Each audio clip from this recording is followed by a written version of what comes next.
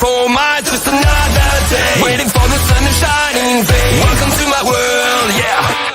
This is my broken world. The silent whispers of the frozen air. It's dragging me deeper into despair. Someone set me free. Get me out of this tragedy. All the time, all around. It's not a light, I'm not a sound. I close my eyes, I'm crying out. It's a never-ending winter. This motherfucking frozen landscape I struggle to ignore. Deep weight on my chest, I won't ever let go. Welcome to my world, yeah. This is my broken world. The silent whispers of the frozen air. It's dragging me deeper into despair. Someone set me free. Get me out of this tragedy.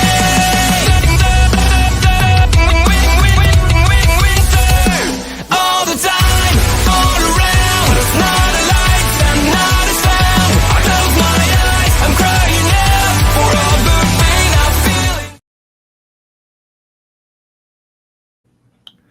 Ladies and gentlemen, it is October 5th, and it is time for some bad blood. Ladies and gentlemen, my name is Chris Best. I will be bringing you along for this PLE Patrol. As right now, we're overlooking the sky of Atlanta, Georgia, and the fans filing in.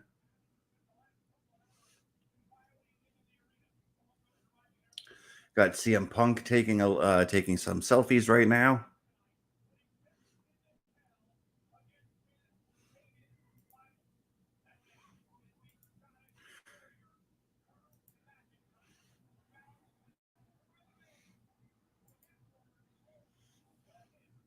Should be a great match tonight. It's going to be the opening match tonight, actually, the Hell in a Cell between Punk and Drew McIntyre.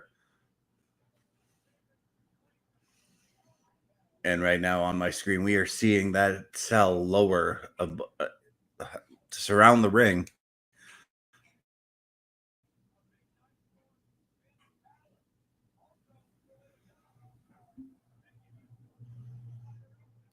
And we've got the Judgment Day making their presence felt. Damian Priest as well, alongside Rhea Ripley.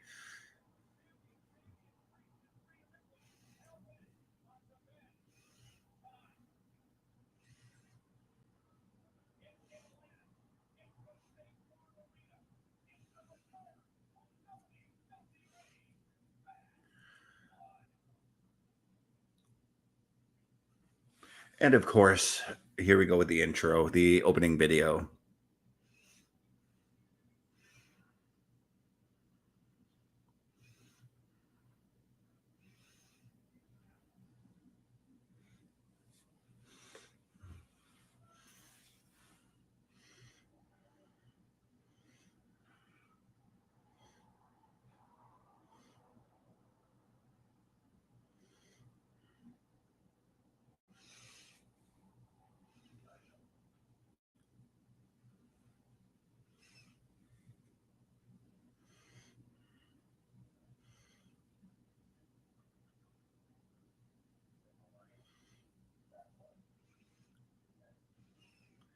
Of course, in the opening video, we've got Triple H and Cody Rhodes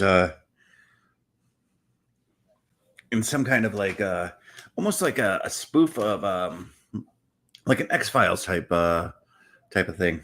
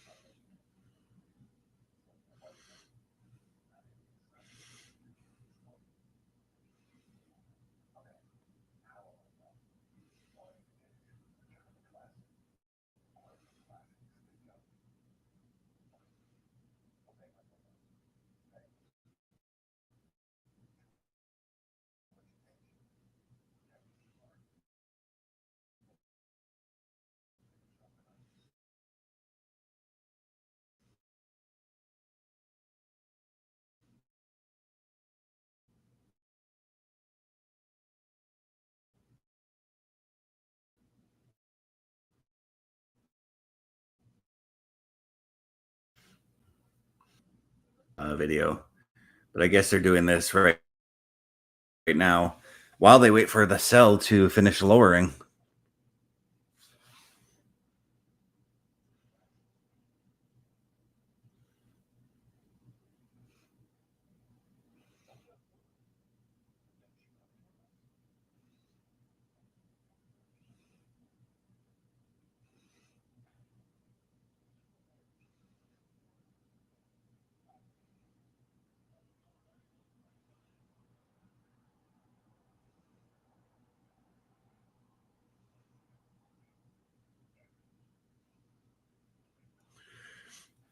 And of course, they're promoting the tag team main event, which and the Hell in a Cell match. All the matches tonight on the card. We got Hell in a Cell between Drew and Punk. Two women's championship matches with Liv Morgan defending her title against Rhea Ripley, with Dominik going to be locked up in a shark cage. We also got Bayley challenging Nia Jax for her women's championship over on SmackDown. Damian Priest is going to go one-on-one with Finn Balor. And as I was mentioning in the main event, Roman Reigns and Cody Rhodes are going to tag team. That's right. They're going to team up against the Bloodline, that being Solo Sikoa and Jacob Fatu.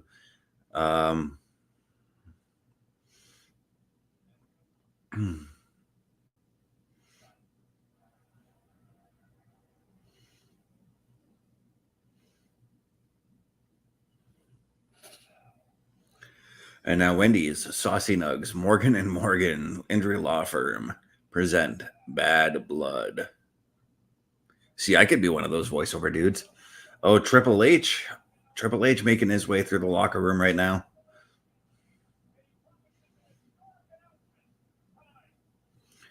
Triple H with a historic announcement. And again, we're going with the minuscule, the mini setup, which is nice. Packed arena at the Allstate Arena. And my cat is making her presence felt. And Cody and this rapper guy whose name I'm never going to remember his name. Just appearing on our screen here. Oh, Metro Boomin. Whoever. Okay.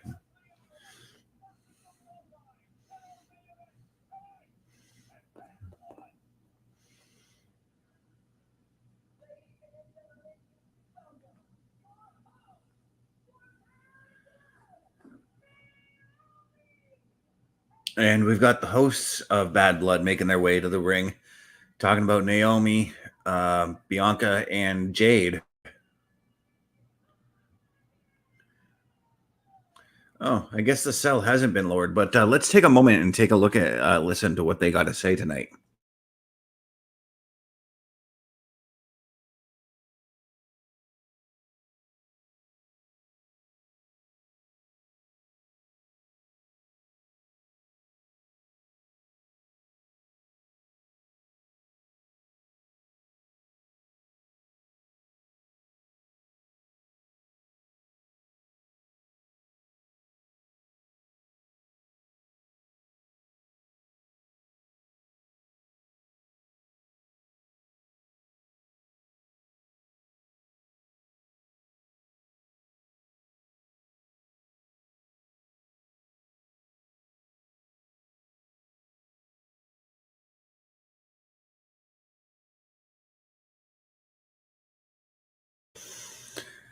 Bit of a pointless opener there. I mean, yeah, they welcomed everybody, and then they said the first match is Hell in a Cell, which has been already announced and confirmed across various media wrestling media platforms. So, ooh, they've got fire shooting up around the ring as the cell is being lowered right now.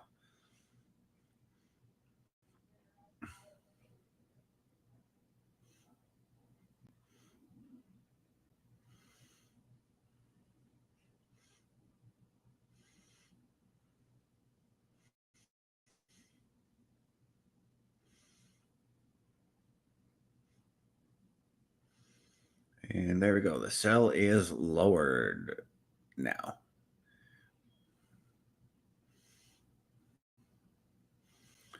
And Drew McIntyre making his way to the ring. Ladies and gentlemen, this is going to be a flat out brawl. I'm just going to say that right now, guys.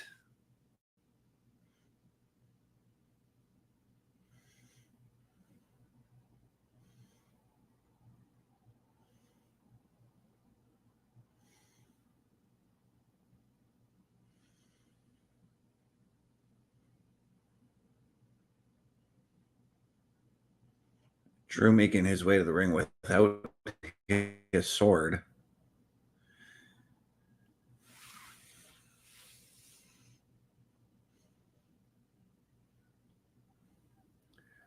course, he's got that look in his face like he knows that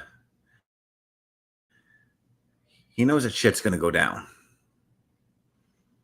And that's exactly, what to expect out of this match. Shit is going to go down.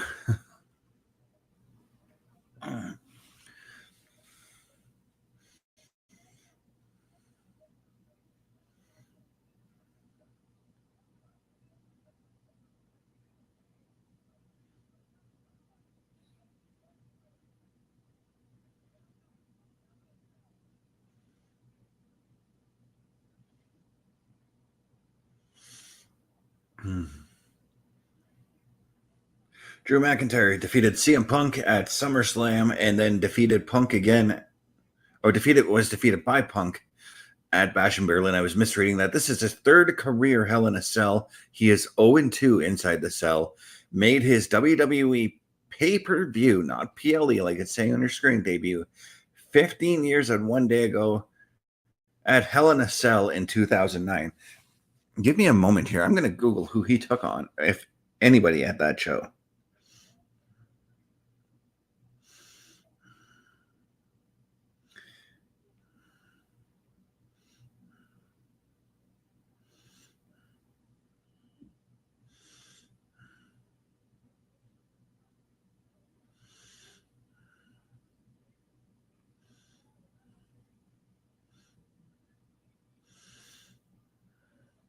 Hell in a Cell. Oh.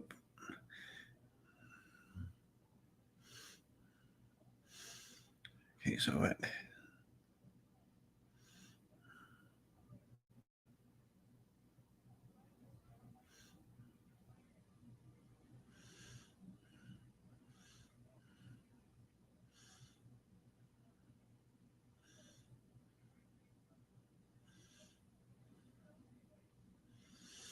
He took on another currently employed wrestler, one R-Truth.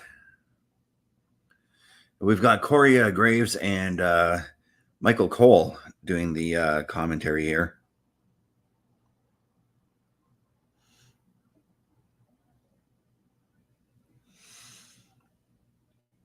We've got Goldberg in the crowd. Goldberg, of course, from the Atlanta area.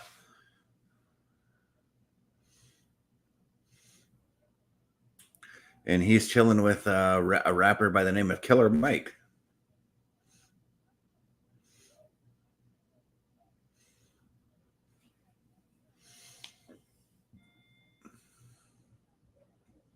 I'm going to mute this for just 1 second.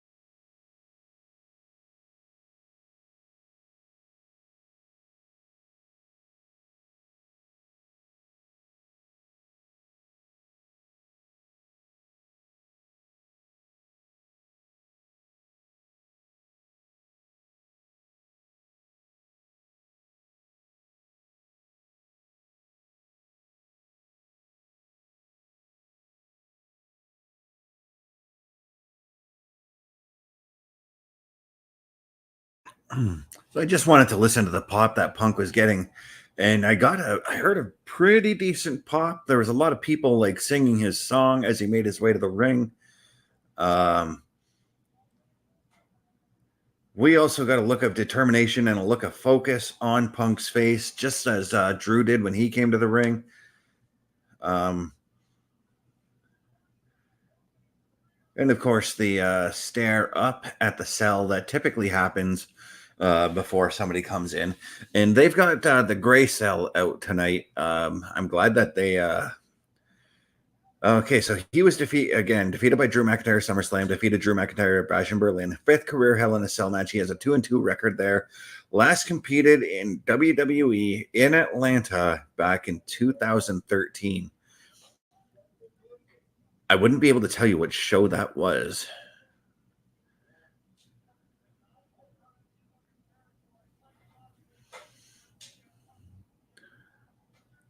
Again, that's in WWE. He more than likely maybe has competed for AEW in Atlanta. I don't know.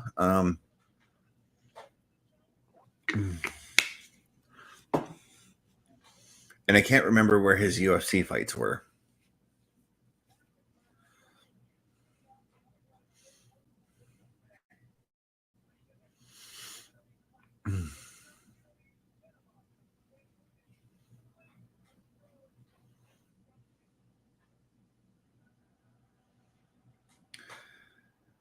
But right now, the referee's got the men separated in each corner. And there's the bell. Here we go. Neither man budging right now. Neither man moving out of the corner. Just staring daggers in each other's eyes.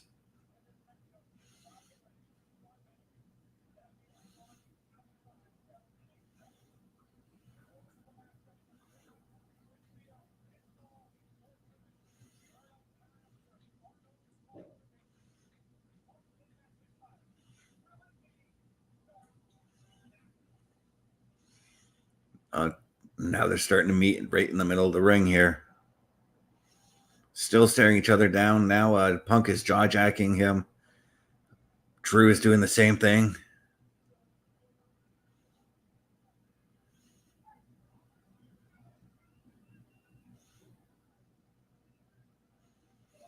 And there they go. Now they're trading blows right in the middle of the ring.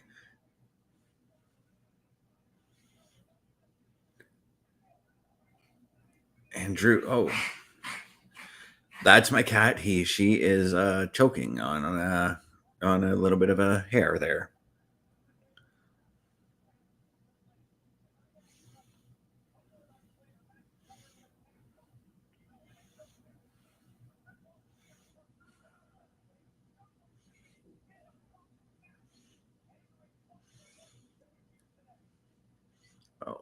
Oh, jeez. Drew, what?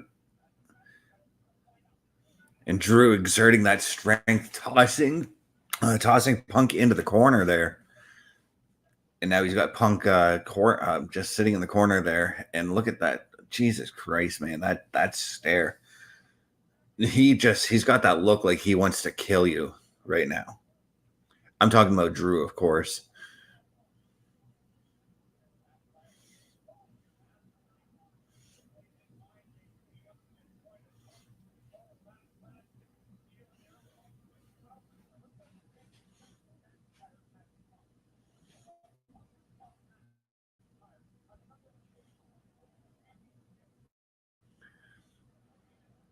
And I thought we were going to see a tour of the cell.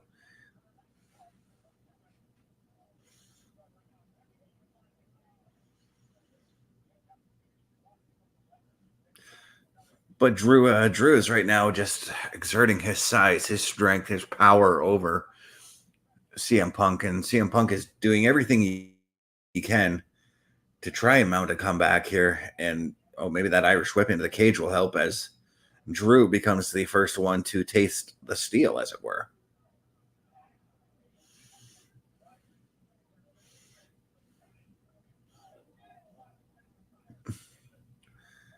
Oh, I like this camera shot that they're using. It's almost like we're watching Punk just basically throw Drew right through our screen, as it were.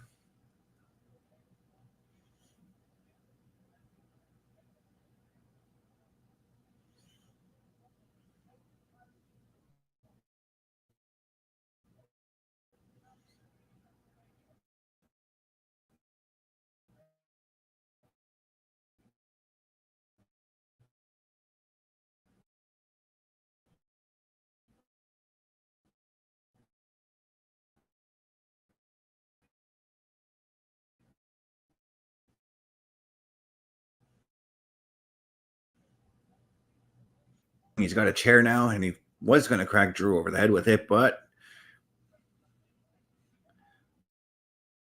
referee, of course, or I mean, oh,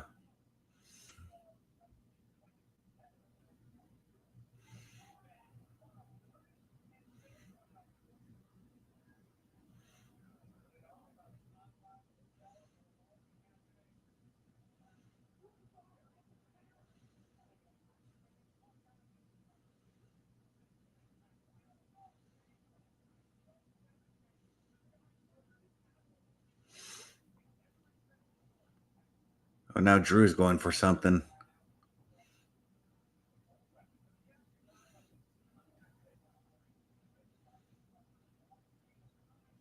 He's got a toolbox or something.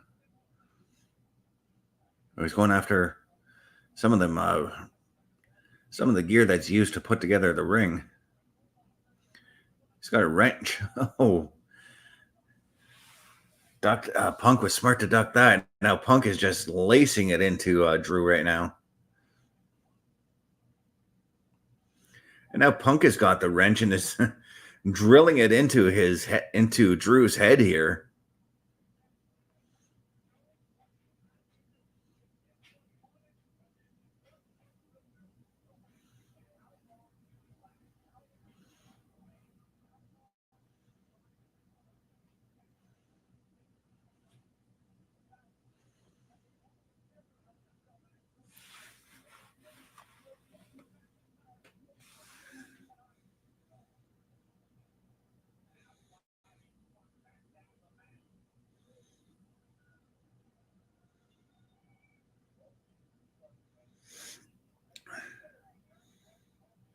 But Drew is once again maintaining that that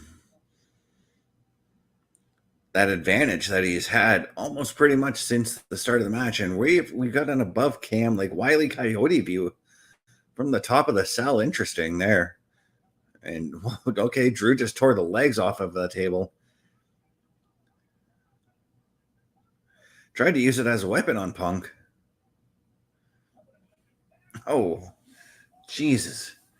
Drew just took a drop toe hold right across the table, draped his throat across the table, I should say.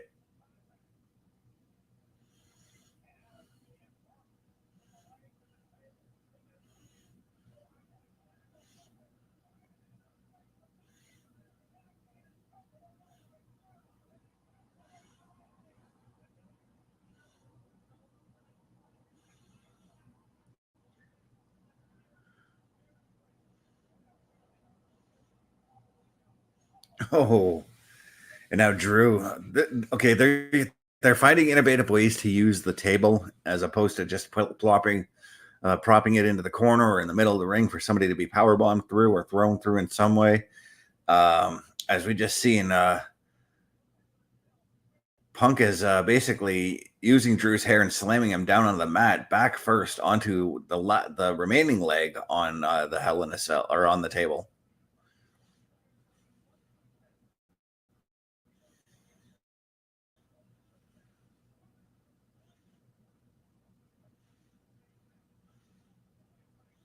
And now he's trying to drill Drew's eye right into that leg, but Drew managed to escape that one. This is a bit of a, I kind of like the innovation that they're doing with these common everyday wrestling weapons that we're seeing.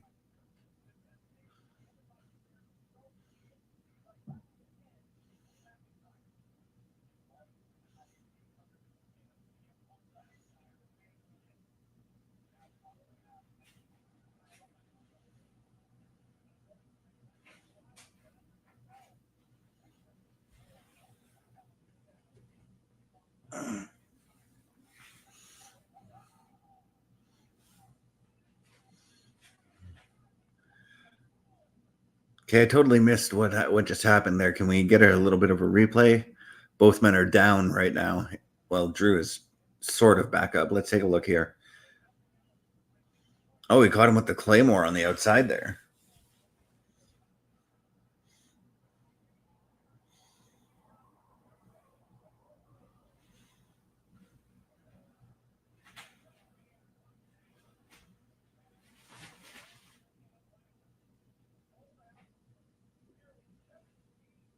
I'm wondering if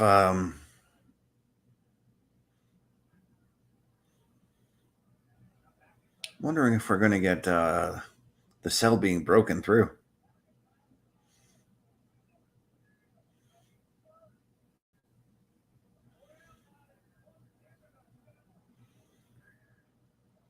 But once again, Drew with that dominance as he threw CM Punk face first into that cell, similar in vein to when The Undertaker did it to Shawn Michaels 27 years ago this very night. And Punk is busted open.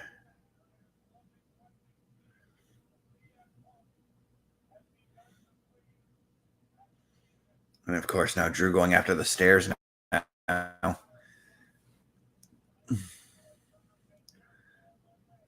Drew's obviously got something devastating planned for that chair or for that stair. Yeah, and he just drilled it right into Punk's head.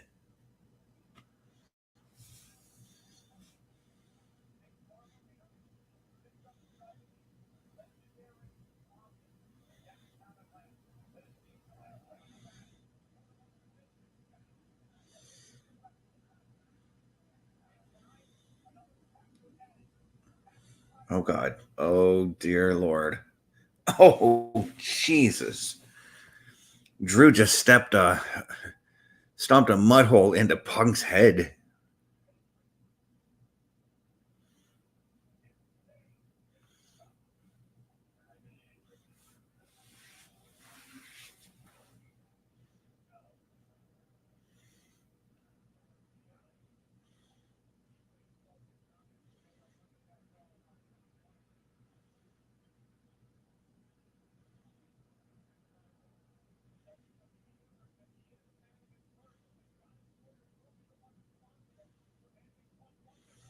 Oh, and I think, I was going to say, I think Drew went back and grabbed another wrench, and that's exactly what he's doing. He's drilling that wrench right into the open wound on Punk's face.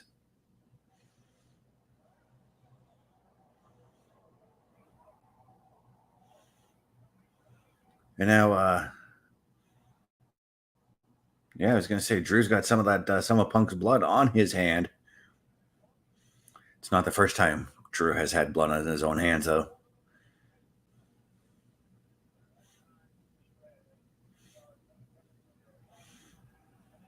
And we got another table making its presence felt.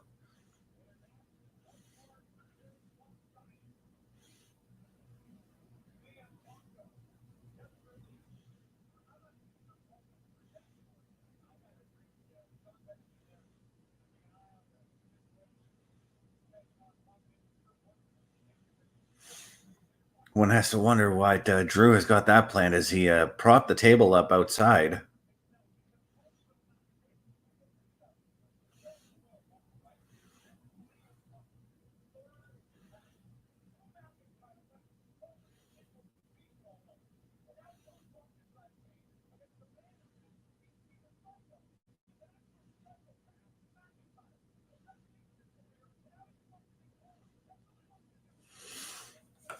Drew's right now, he's basically just having his way with CM Punk at this very moment.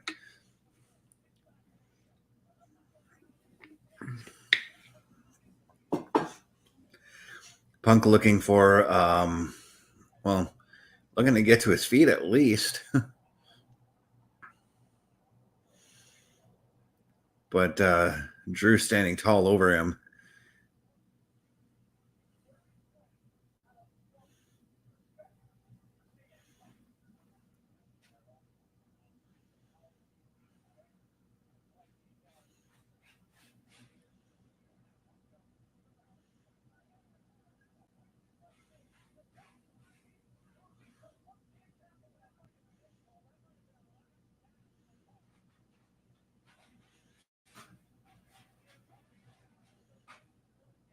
And I thought, Punk is trying to mount a comeback here, but he managed to get Drew off of him. But now Punk is going up top now and takes a handle, but It sort of looked like Drew was trying to do something else.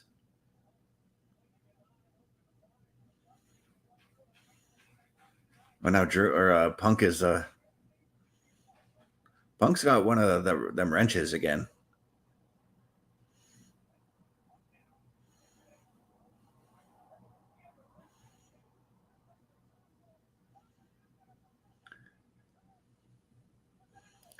And I think we got what Drew was looking to do as he caught Punk into a belly to belly.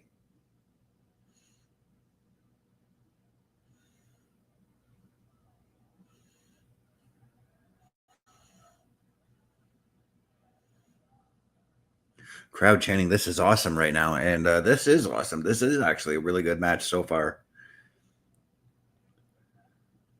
And the Scottish Warrior back up on his feet now. He's looking for the Claymore. Punk being very, very smart on this one, rolling out of the way, and he took the toolbox with him.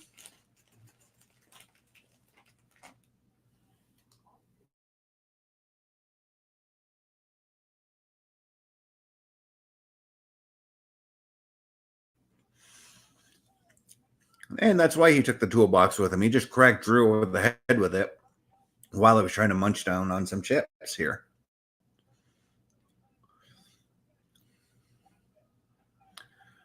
It's a bit of a slow. Oh, now Drew's busted open. Oh, God. He is gushing hard.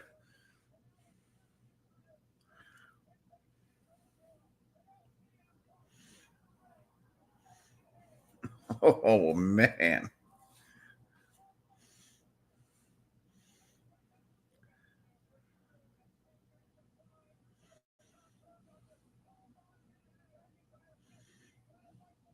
Oh, Jesus. Punk and Drew are both Crimson Masks right now. I think Drew more so than Punk, though. Holy Christ.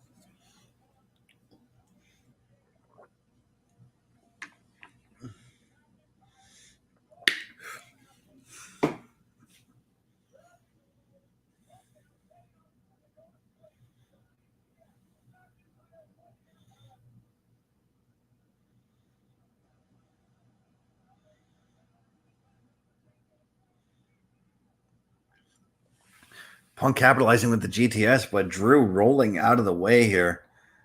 And of course, the referee reminding Punk that the pin does have to happen in the ring here.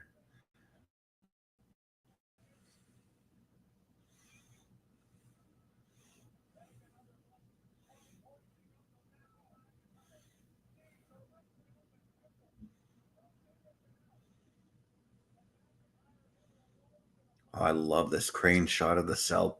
Beautiful.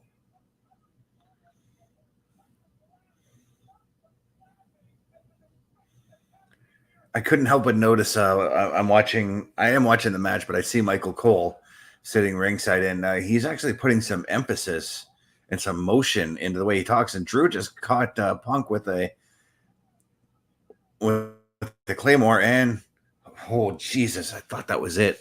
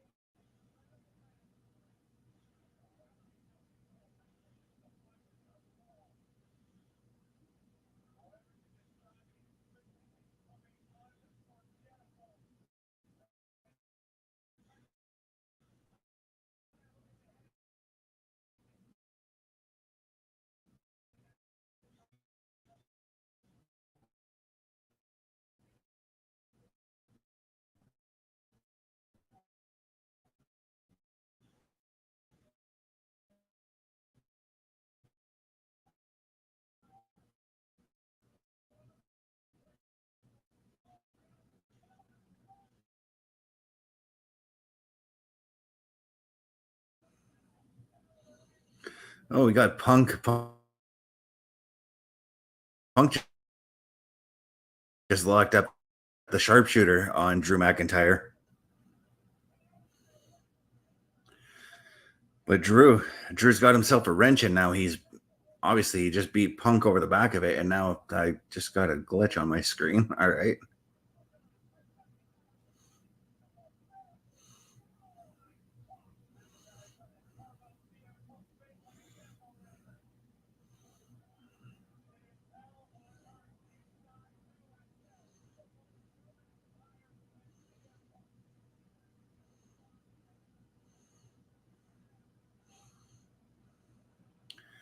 the the referee grabbing a towel and wiping Drew down because, well, Drew is just completely busted open. Loving this shot right now. We've got a shot of the crowd right now at the Hell in a Cell in the background.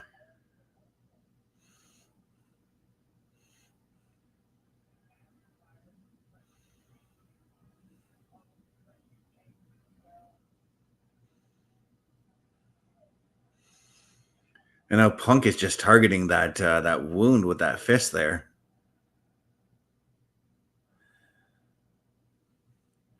This has been a decent Hell in a Cell match. I wouldn't say it was intense, but it's a decent Hell in a Cell match so far. Oh, Hunter, all right. Drew looking for the Future Shock DDT.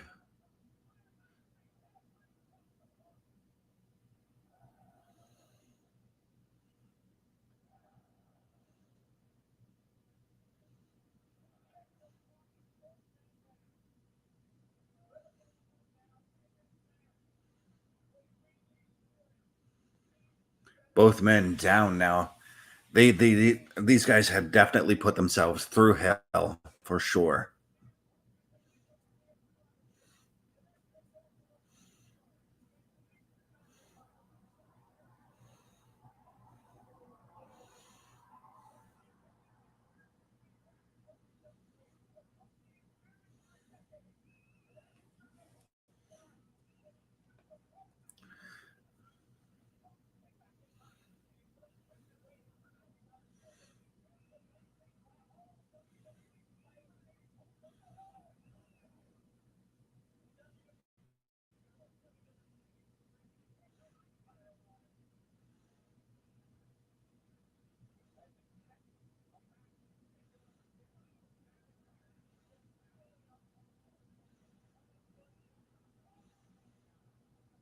Oh, wow. Well, there's the purpose of the table that Drew set up earlier. As Punk just got suplexed through the table. Both men down and out at ringside now.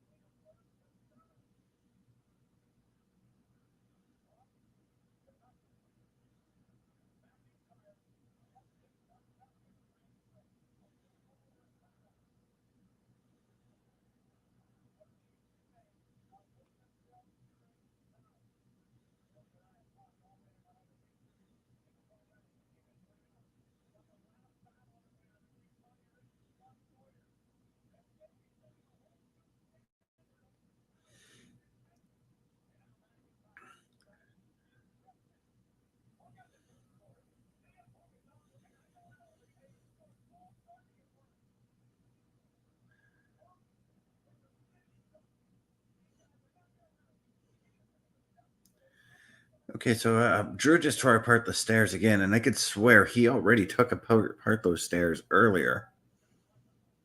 Or, oh, maybe not. Okay, it was, never mind. It was the other set of stairs he took apart.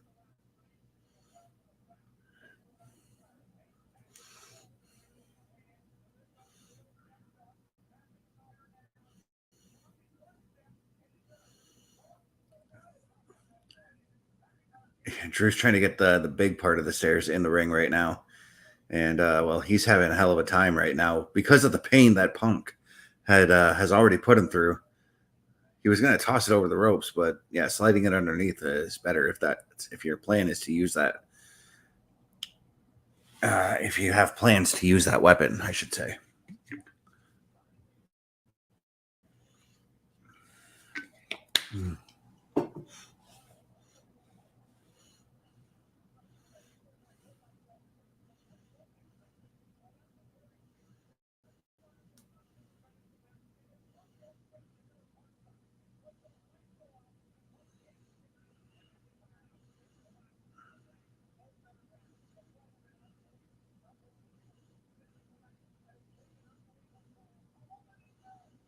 Oh, look at this. Oh, Punk hitting the go to sleep.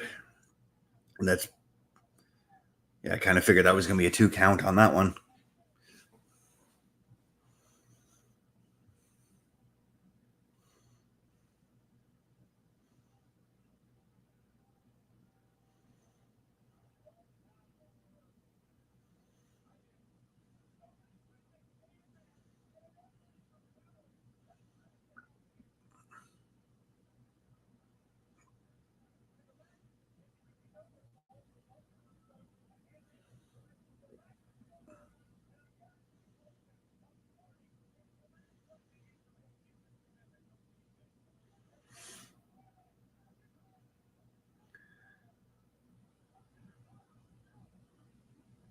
Oh, geez, Meltzer.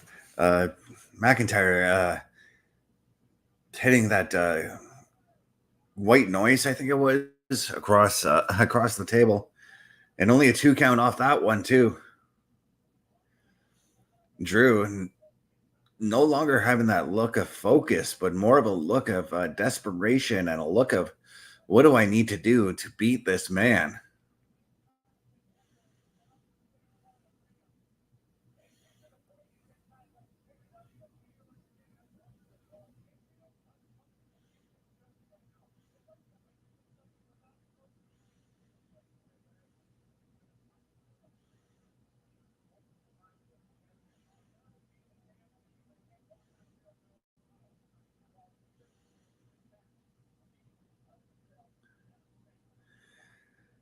Drew staring a hole right through Punk right now as he awaits. Right. Oh, he's standing over Punk. Punk struggling to get to his feet.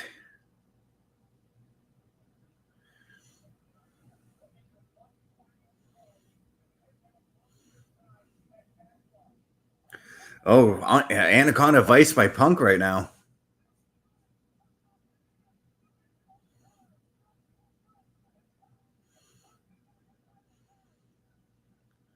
Question is, well, yeah, I kind of figured. They were right beside the pile of wrenches that were left in the ring there. And of course, Punk grabs it and takes it from Drew's hand, continues hammering down on him relentlessly with that wrench, I might add.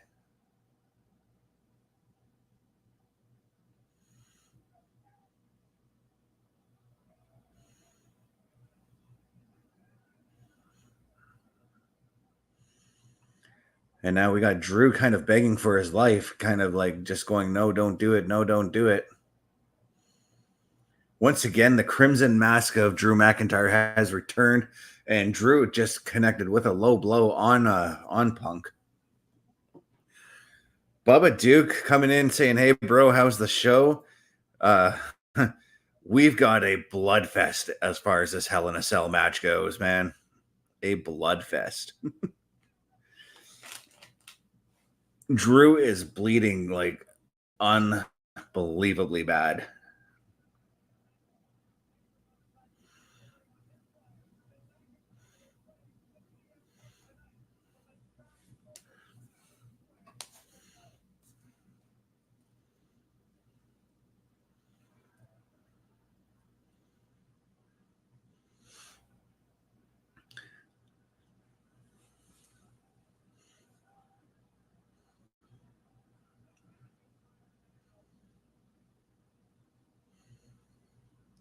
Well, right now we got Drew with a bag of something in the corner. Punk is leaned up against the stairs in the ring.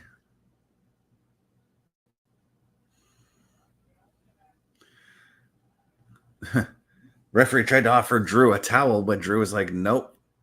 Just fucking swiped it out of his hand. Oh. Well, the majority of those, well, those are the same style beads that were used in Punk's bracelet from a couple months ago. And now Drew finally wiping his face off. Oh, Jesus. He just tried to go for another Claymore, but he went, oh, geez, he went ass first into the corner of those stairs. His tailbone connecting on it.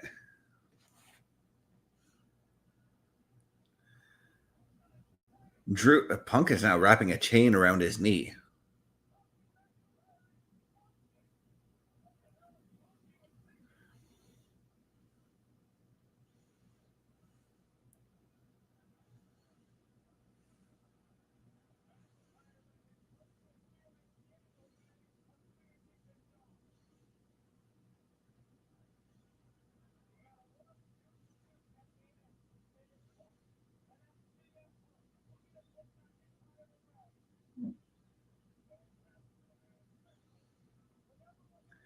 I know Punk picked up some of them beads.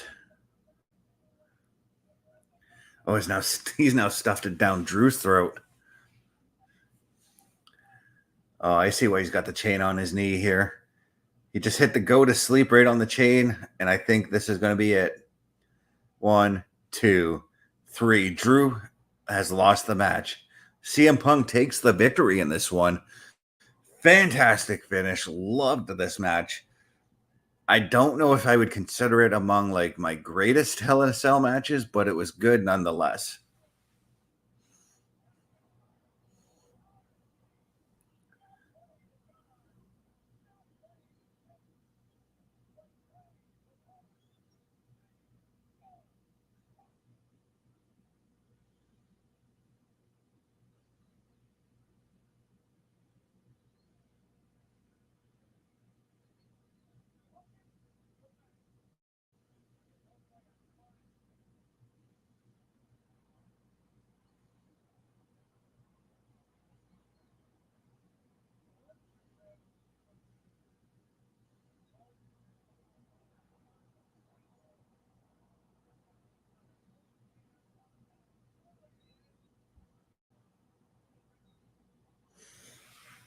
But wow, they're showing the replay of the destruction that happened during the course of this match. When he had that bag, I thought it was going to be thumbtacks for some reason, but it makes sense that it was the beads from the same style beads that they used to, or that Punk is used to make his bracelet.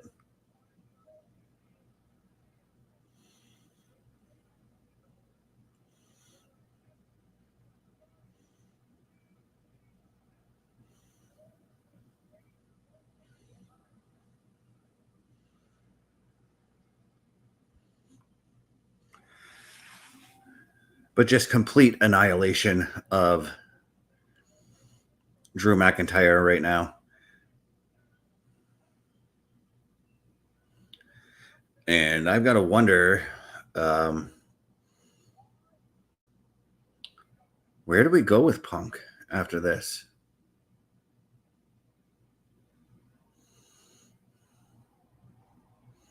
I guess we'll have to find out on Monday what Punk is going to do next, or even what Drew is going to do next, because this match was definitely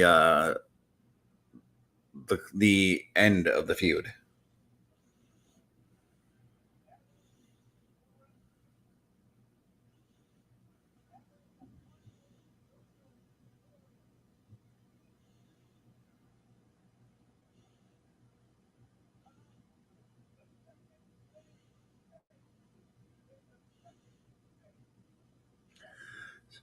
So now that makes Drew McIntyre 0 for 3 inside Hell in a Cell.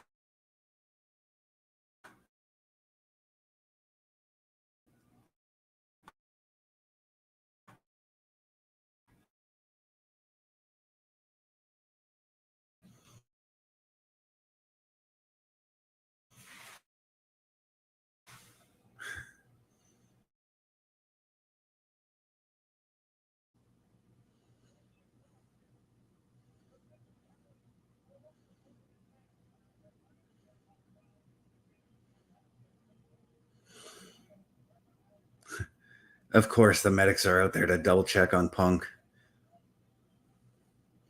Might want to send a medic to look at Drew as well.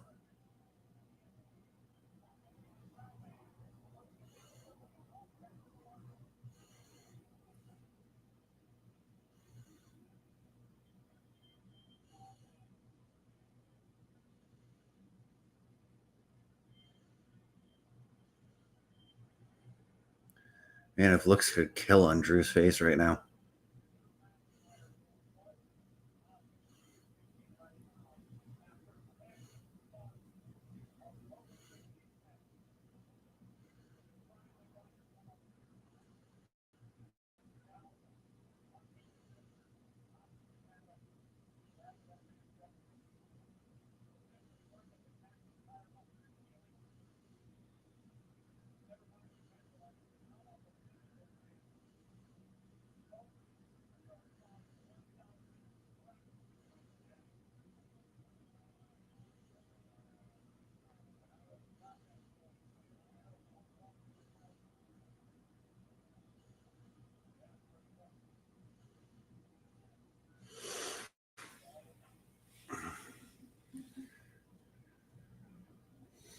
Now the medics go and check on Drew.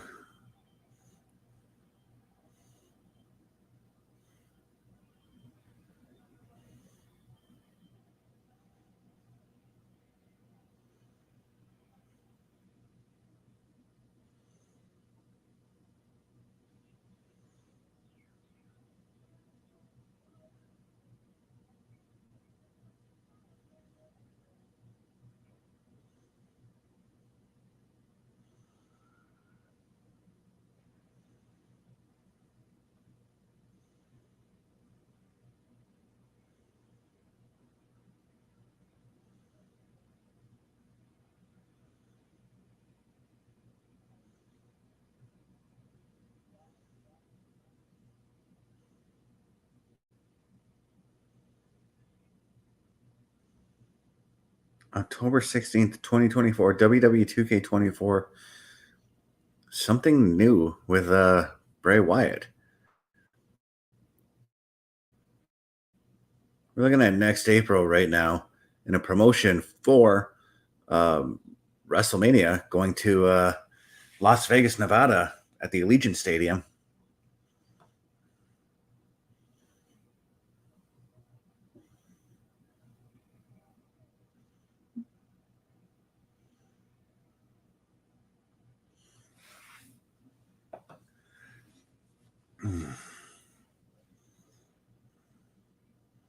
April 19th and April 20th. Tickets go on sale October 25th. Pre-sale tickets Wednesday, October 23rd.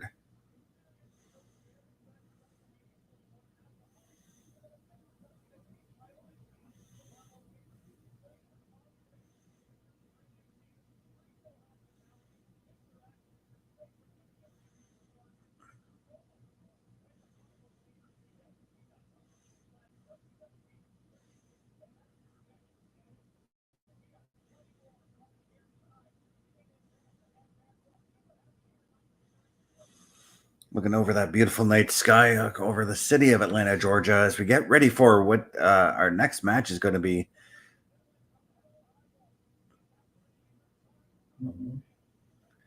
Ooh, and up next, Bayley challenges Nia Jax for the Women's Championship.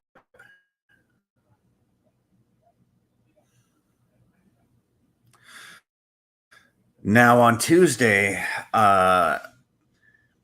OMD had suggested that Nia Jax is going to retain. I don't think it's going to be any one of them. I get a feeling that we're going to see a cash in tonight, and Tiffy walks away, the women's champion.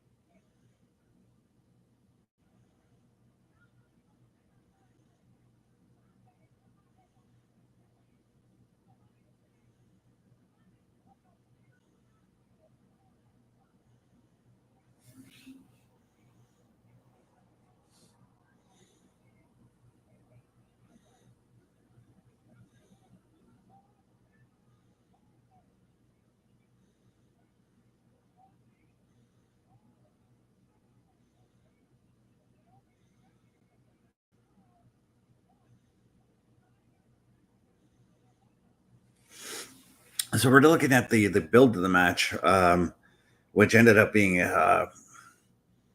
just not yesterday, but last Friday we saw Naomi and Bayley challenging each other for the number one contendership, which then yeah, Bulkster, you are absolutely right. Fantastic opening match, and welcome to the show, by the way. But yeah, as I was saying, Bayley and Naomi battling for the number one contendership. Bayley, of course, took the win. We're looking at the promo now from last night. A very heartfelt promo from Bayley. I almost said Punk because I mean the last like 20 odd minutes or however long we've been talking about Punk and Drew.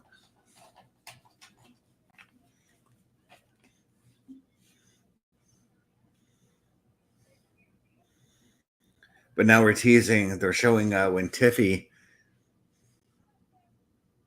kind of mentioned her idea of cashing in, I suppose you could say.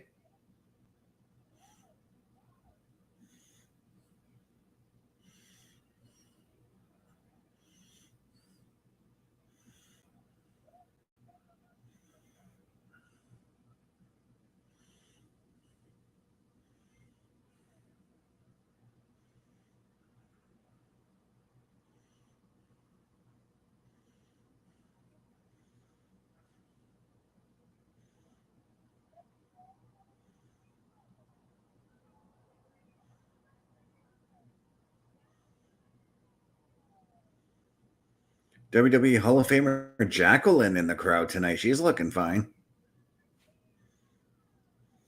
And Lillian Garcia also in the crowd tonight. Interesting.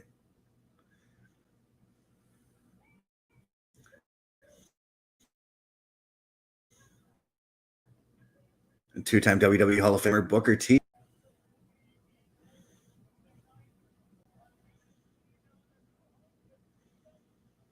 And there's an empty seat in between Jacqueline and Lillian. I wonder who was supposed to sit there.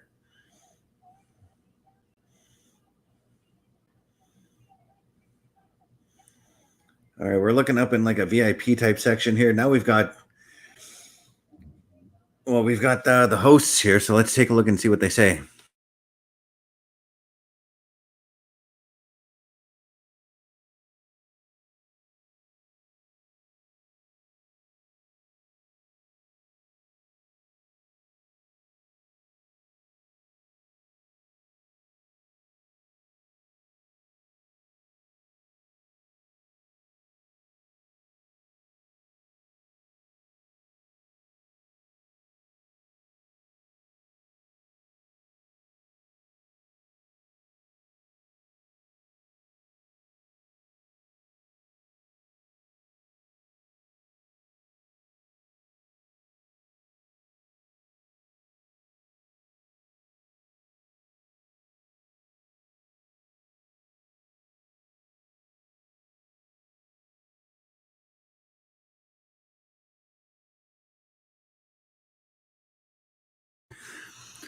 Well, a bevy of legends in that audience there. There was X-Pac, or Six was there, X-Pac, DDP.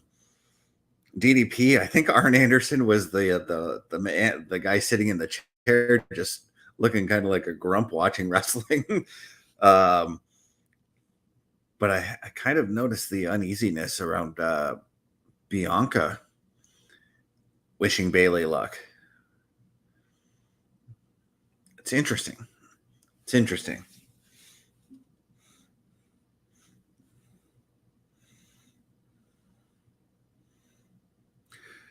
But geez, Bayley here has held the WWE Championship for 118 days before losing it to Nia Jax at SummerSlam.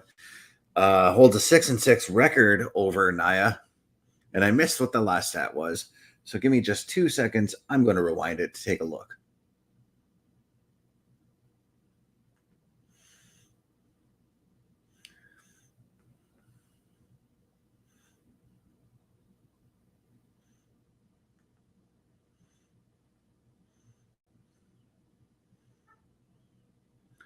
Three 3-0 career record wrestling in Atlanta.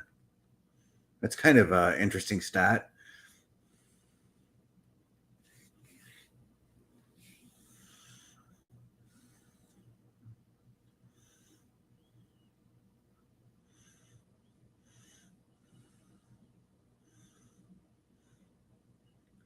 Bayley acknowledging everybody up in the crowd, up in the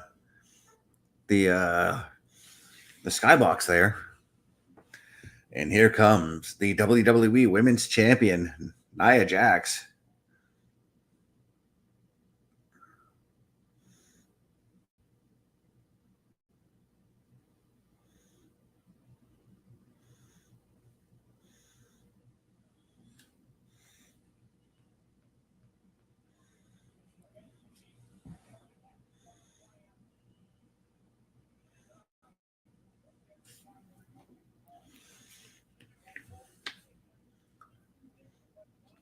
No Tiffany Stratton with her, by the way.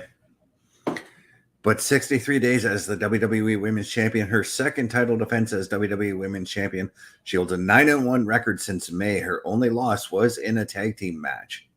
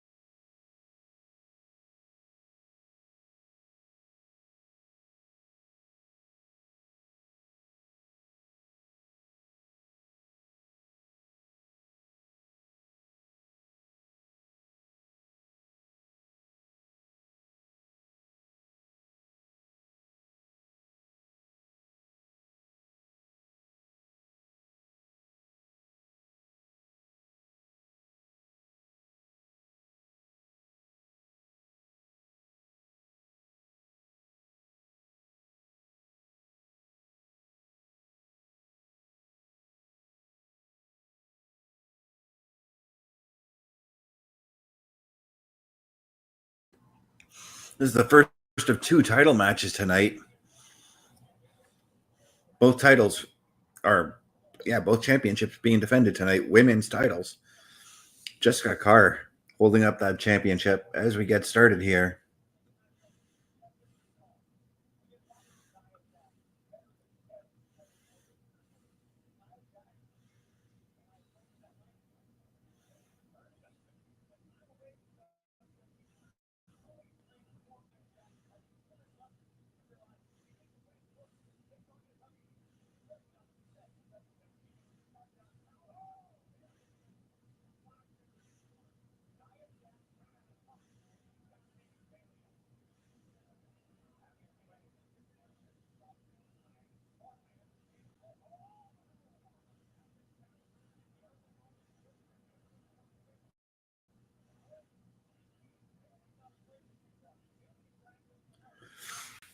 So I'm just looking and marveling at the strength and the power and the agility that Nia Jax now has.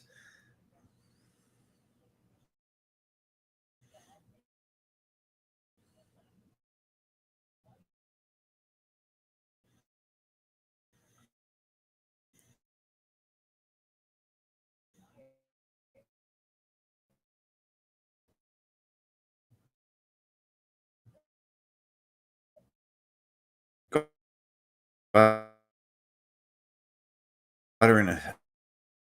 got Bayley in sleeper and she's wait. Bayley's back.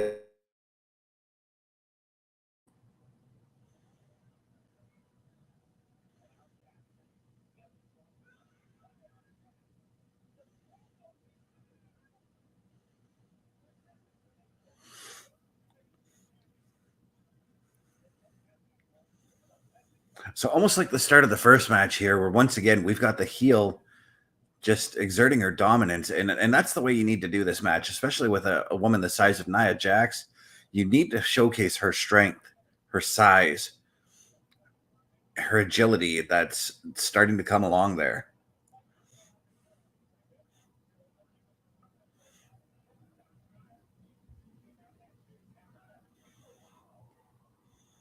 And that's exactly what we're getting. We're getting Nia putting on all these submissions, but she's really shifting her weight across Bayley's back as well.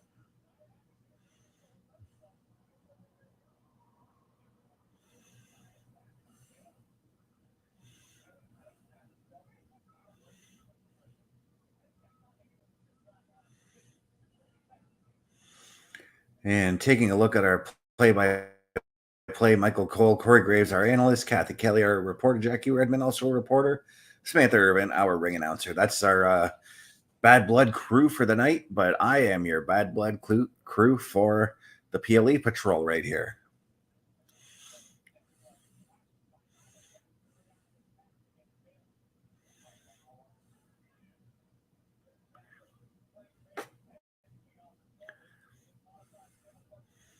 Kind of a modified camel clutch out of Nia Jax right there. And Bayley, of course, doing everything she can to try and, do what she can to take down Nia Jax.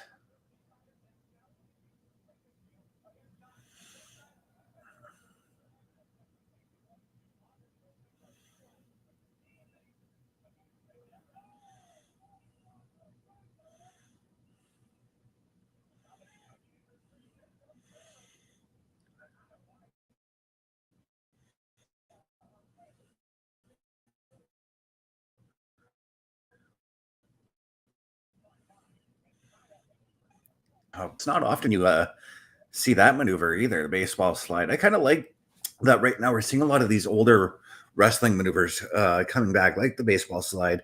I was talking with Parrish off screen late last night. We mentioned the Brainbuster even making a comeback. And in this day and age, you know what? I wouldn't be surprised if the pile driver came back. And I know that the pile driver is a bit of a controversial maneuver, being that it's a hit on the head, but if you do it properly, you can you can be protected.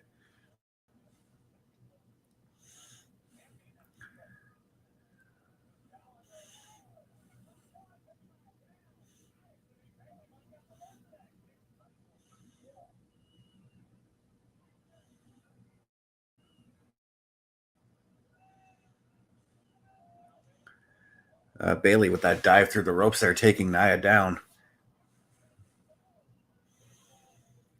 But Nia coming back with that headbutt, just keeping Bayley at bay here.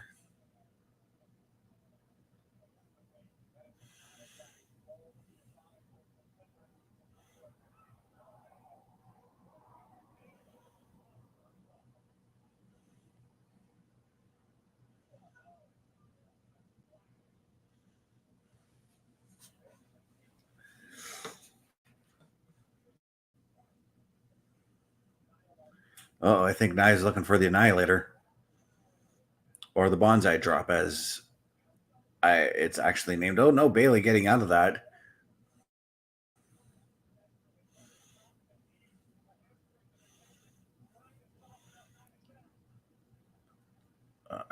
What's Bayley looking to do? She got up and started punching Nia in the knees to kind of wear her down there. Holy,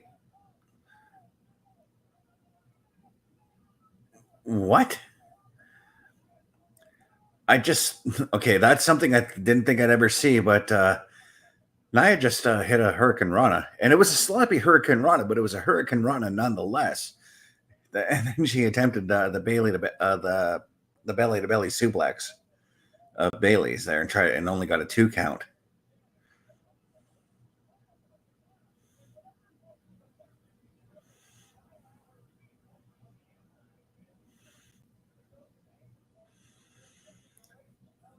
But there is a look of anger right now on Nia's face as she continues to try to punish Bayley, but Bayley's on the fight, trying to fight back.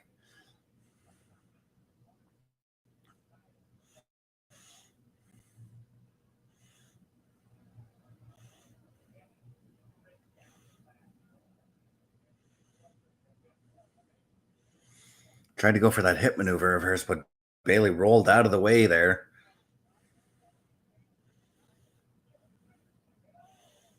Oh, connecting with that knee to the side of Nia's head there.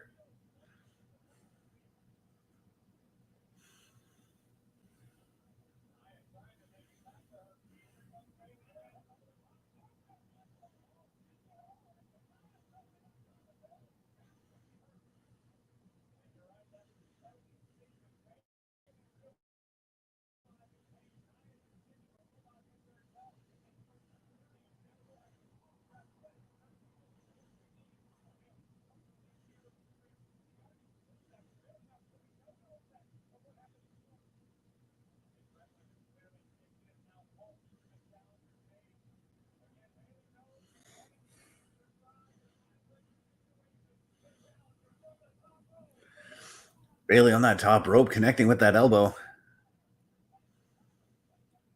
And Nia, of course, powering out after 2.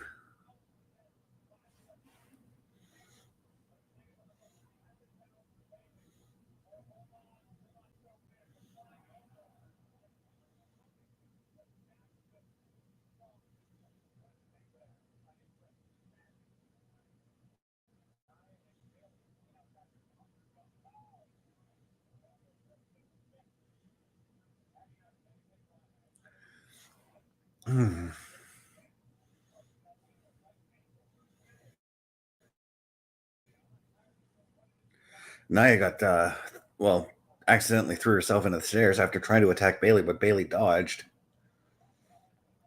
And now Bayley connecting with that elbow drop again, this time off the stairs. Now she's got to drag Nia's body into the ring.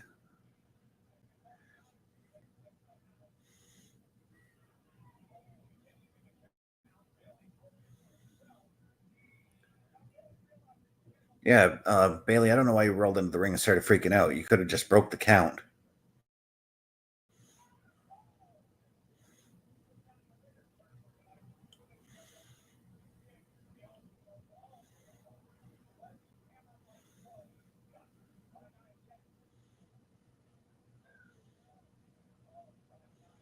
Oh, geez. Power bombing Bayley onto those stairs there. Oh, and then whipping her into the ringside barricade there. Looked a little hard on my end.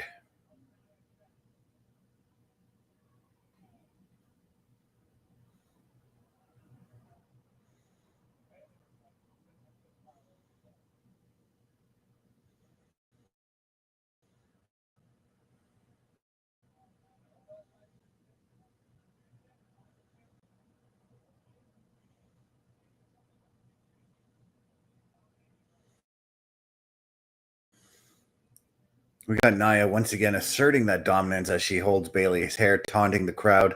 Now she's slapping Bayley around, just kind of toying with her, and maybe that's something you don't want to do with Bayley.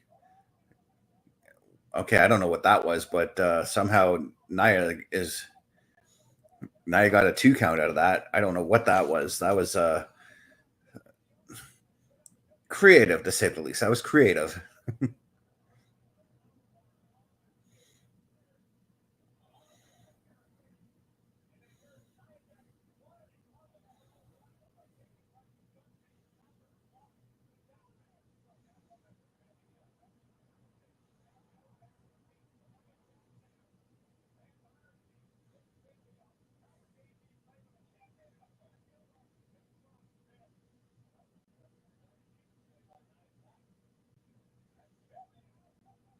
Oh, Bayley just picked Nia Jax up and caught her in a Samoan drop. Interesting.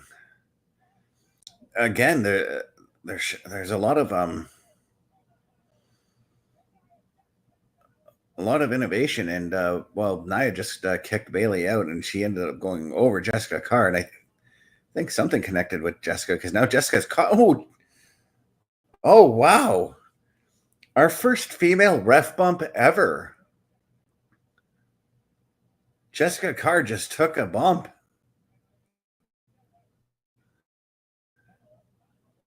Let's see how Jessica sells this.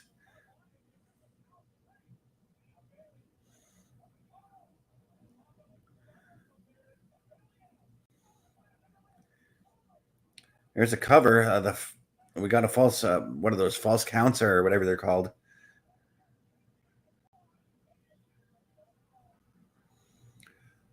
Holy crap. Here comes Tiffany Stratton now. Tiffy's got her money in the bank, but Bayley is there. Oh.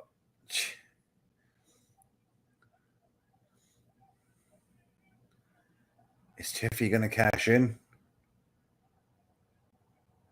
Come on, Tiffy. You know you want to. Jessica Carr trying to wake up. Nia's still down and out.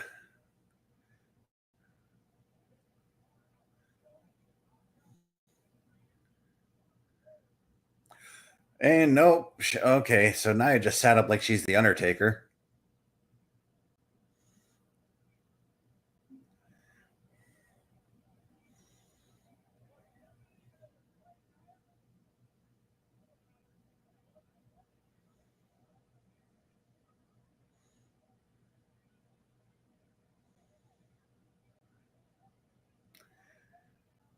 Oh, now Tiffy's down, and we got a 3 count. 1, 2, 2 count only. Bayley with the surprise roll up, but Nia was able to kick out. Now Tiffy is down at ringside. I don't think she cashes us in, and I will admit I'm wrong if that still doesn't come to fruition. I will admit that I'm wrong on that one.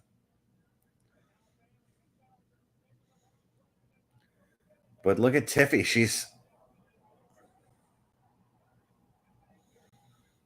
I don't know what she was trying to do, but she threw the briefcase at Bayley, but Bayley caught it and threw it back at her.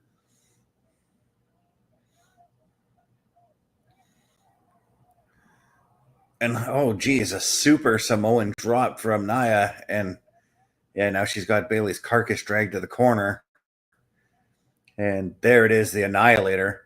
The count 1, 2, 3. Nia Jax retains the championship.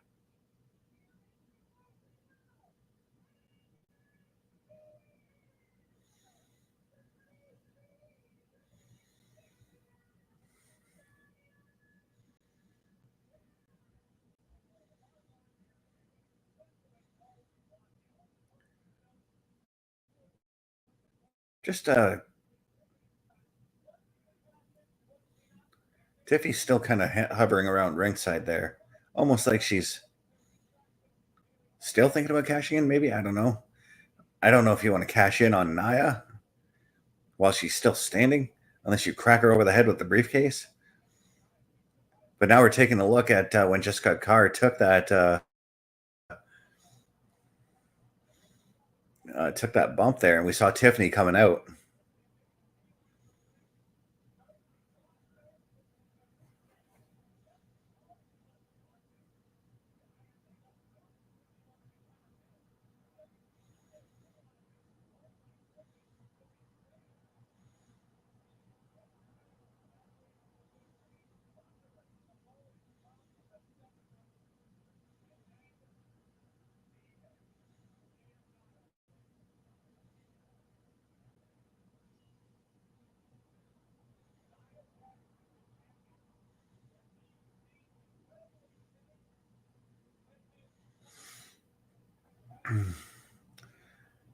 Well, now one has to wonder that the relationship between Nia and Tiffany is going to be a little bit strained here, as right now we're seeing a promo package with Cardi B and Bianca.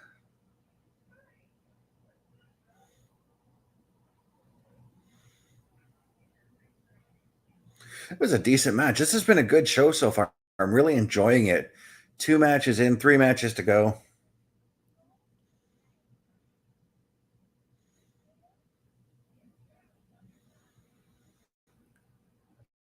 Uh, all right. Cardi B and Bianca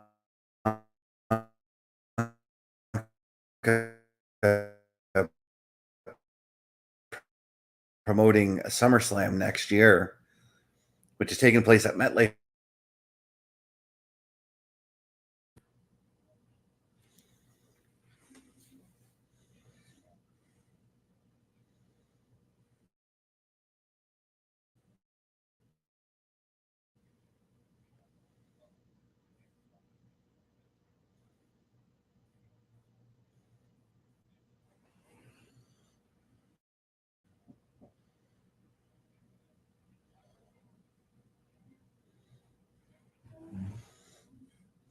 So we're looking at a promotion for NXT Tuesdays at 8 p.m. on the CW.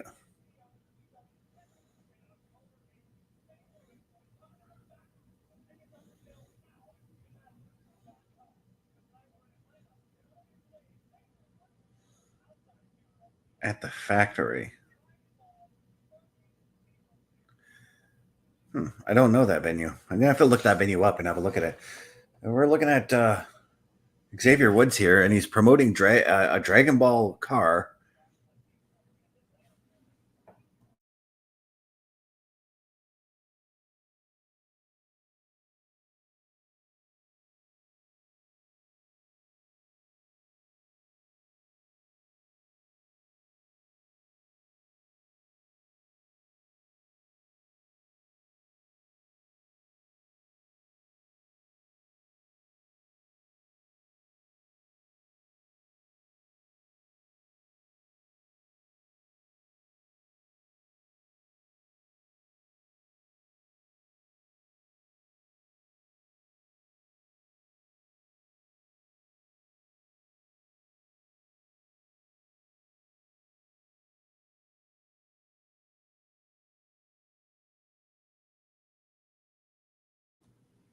Okay, so up next, Finn Balor and Damian Priest. We just had a promotion for a new Dragon Ball game coming out that Xavier Woods was promoting. He also showcased a Lamborghini that had decals from the Dragon Ball. Sparking Zero is the name of the game across the car as well. Now we're going to time travel back to SummerSlam earlier this year, where Damian Priest defended his WWE World Heavyweight Championship against Gunther, which ultimately led to Priest losing the championship because of the help of his now former brother, former stablemate, former friend, Finn Balor.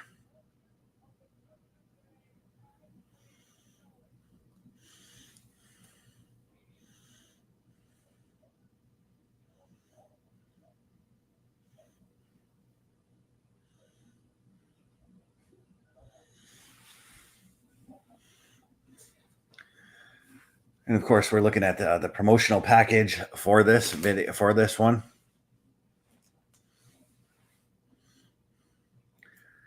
And while they're showing the promo package for this matchup,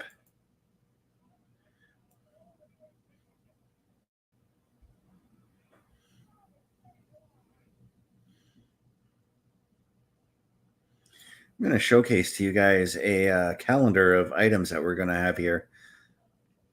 A calendar of shows that we got coming up this week. Just give me 1 second here. We're going to switch our views around for just a moment.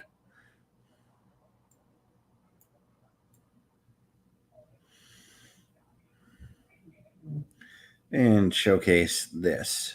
Turnbuckle Studios and the Turnbuckle Affiliation Program bring you the week of streams.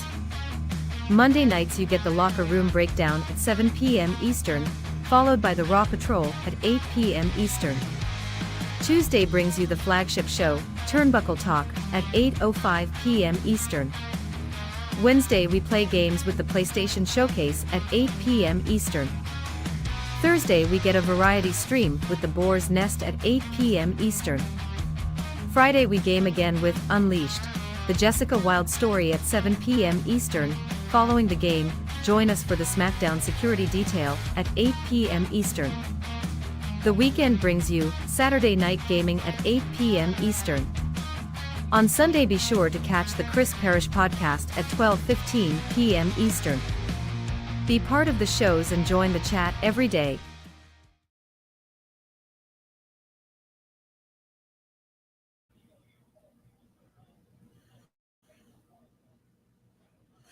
Yeah, and that's everything we've got to showcase for you. As we're still in the promo package, we're looking at the current incarnation of the Judgment Day, and we're looking at Damian Priest coming out and just taking everybody down.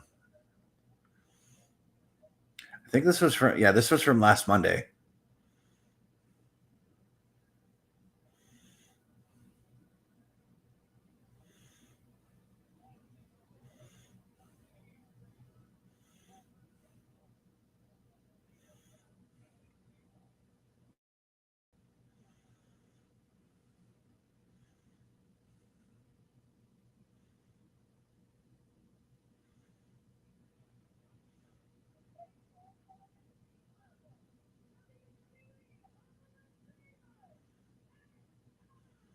Oh, there's Xbox sitting with Tully Blanchard and Arn Anderson.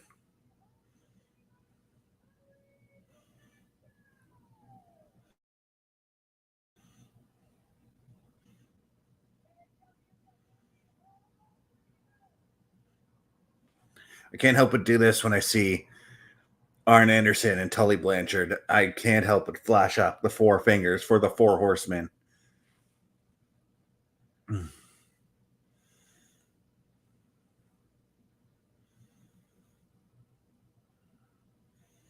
As we've got Damian. Is this Damian or is this Finn? This is Finn. Finn making his way to the ring. New Titantron, guys. I'm still getting used to it. What is Finn wearing on his face? Finn's got some kind of a face covering on as he makes his way to the ring.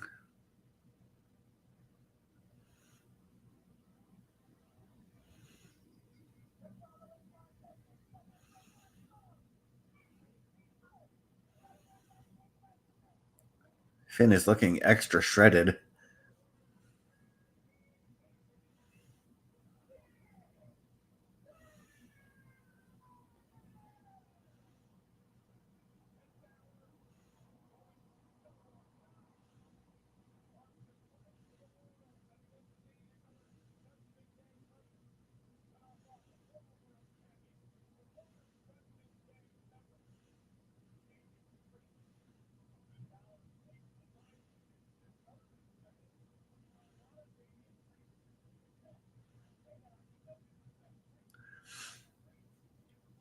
Okay, so Finn rips the thing off and he reveals that he's wearing basically an eye mask similar to what athletes wear, but it's in the shape of the new F logo for Finn Balor. I swear to God, that logo looks like the old Powerade logo.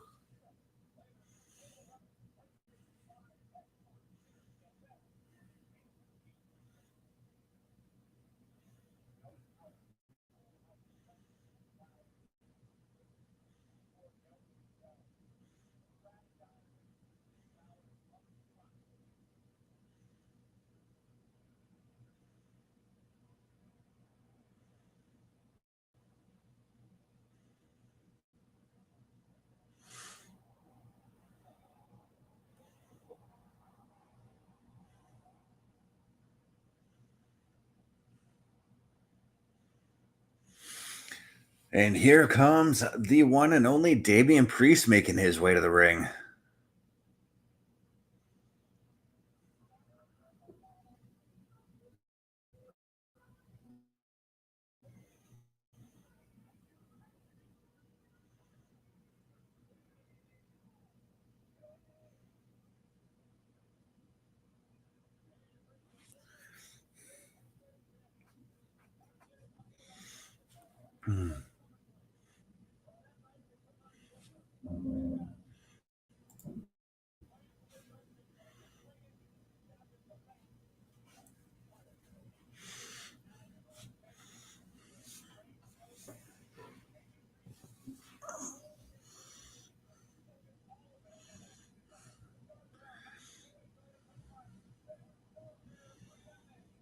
Yeah, we've got somebody by the name of Quavo in the crowd.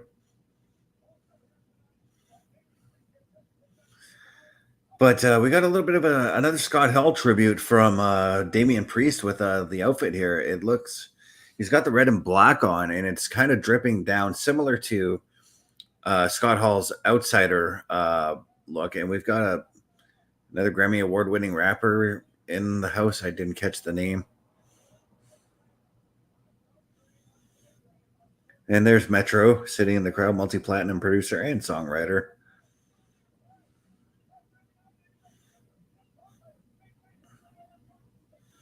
They're really promoting like all the celebrities and WWE Hall of Famers and legends in the crowd.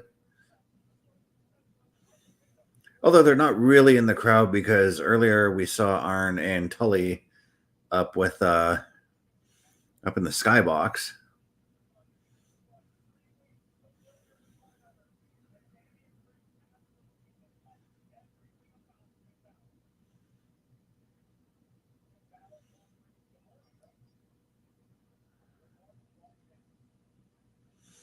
And honestly, it looks like they're still up in the skybox. I saw a pile of people in the skybox that they would have been in just now.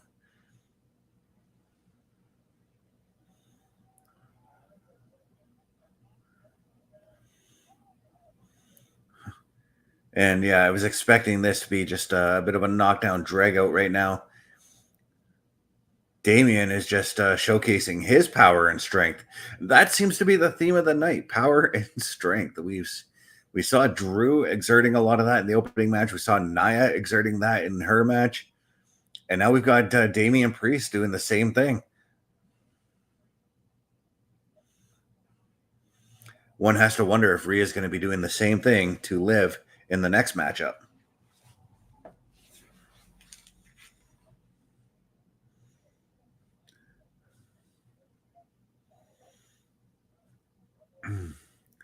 The other thing that Damian has to look out for, though, is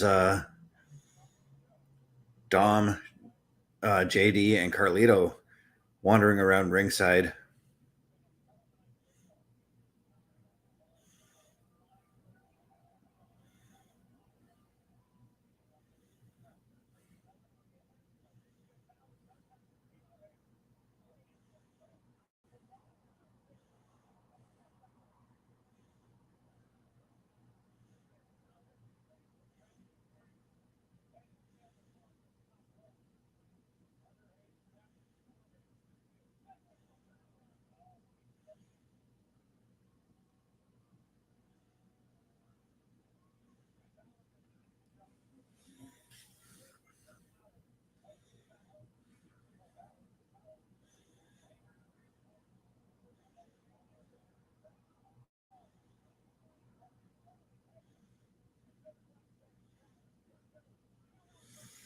Finn Balor now taking advantage as they're brawling on the outside right now.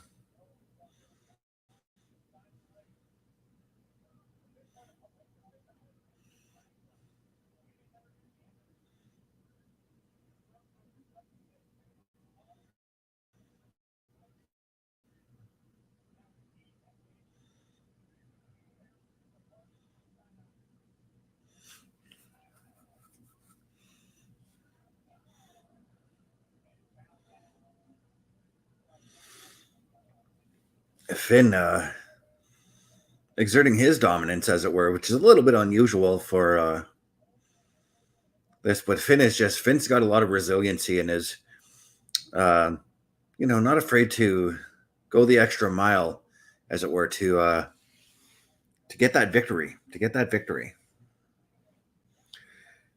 But of course, Damian up like it's nothing at all, and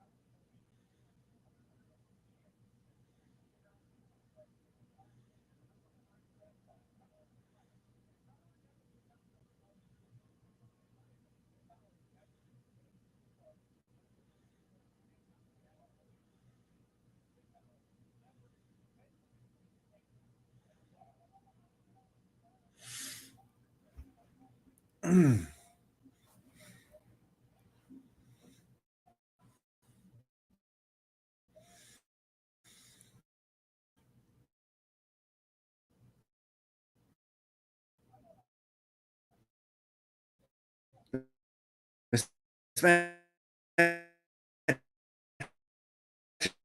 has been nothing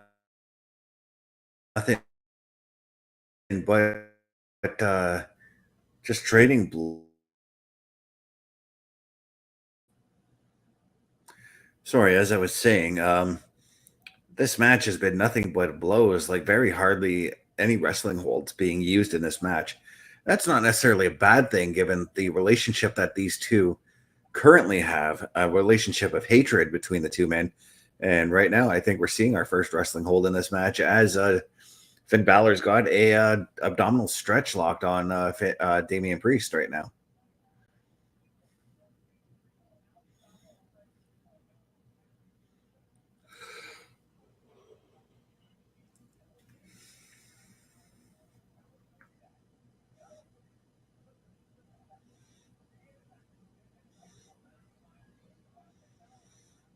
Interesting way to get out of that Priest. Very interesting way. I like it.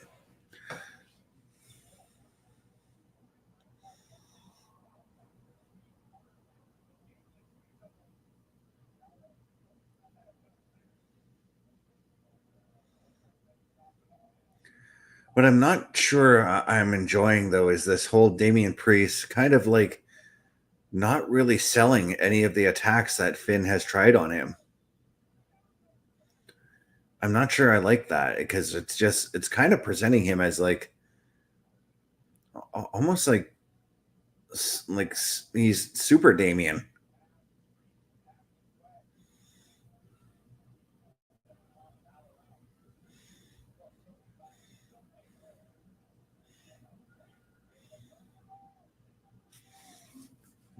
But I do like Damian Priest's Falcon Arrow. They're always beautifully executed.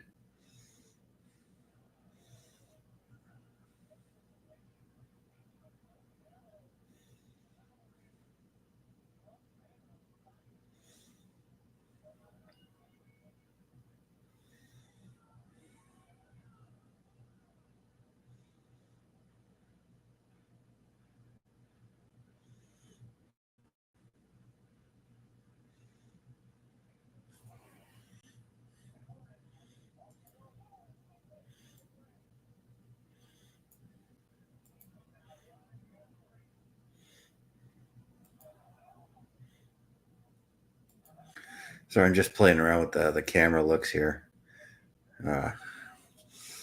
Meanwhile, Damian is still dominating over Finn.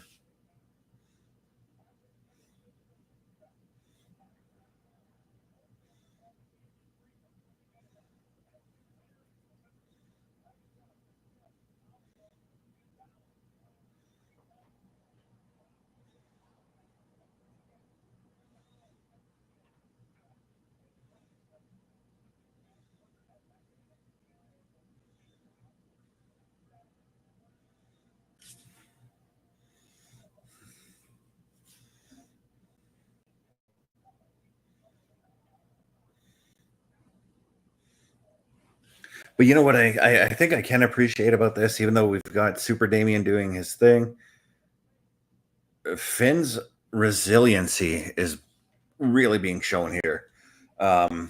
He's taken everything that Damian has thrown at him, and he's fighting back.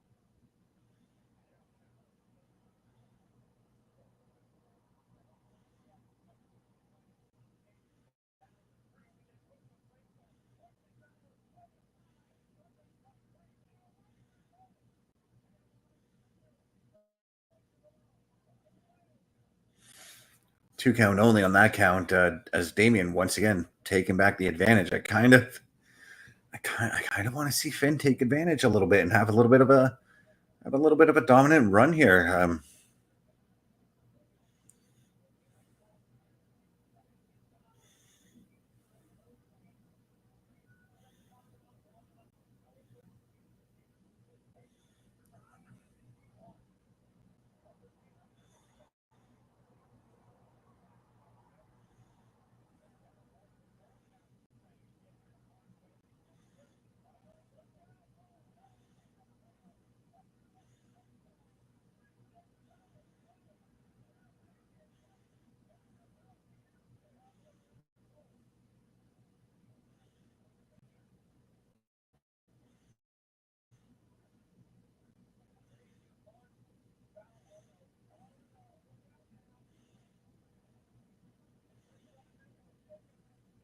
Oh,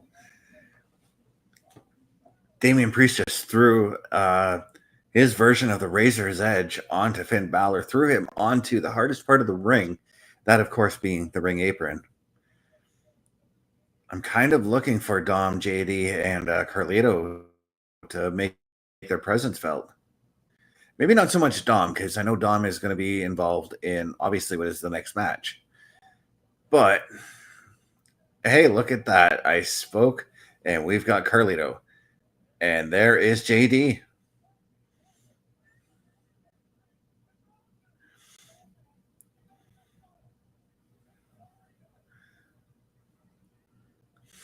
And there's the coup de grace from Finn Balor.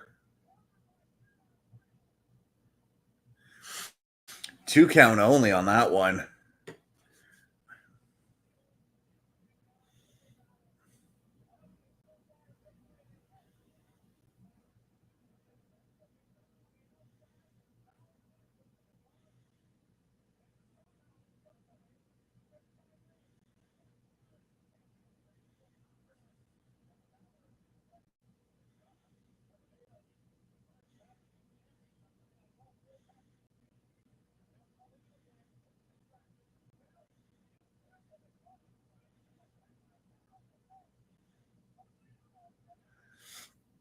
And Carlito gets taken down. JD gets taken down. Now it's down to Finn. And, Finn looking, or no, I thought Damian was going for the south side of heaven, but Finn rolls it up and gets a 2 count out of that one.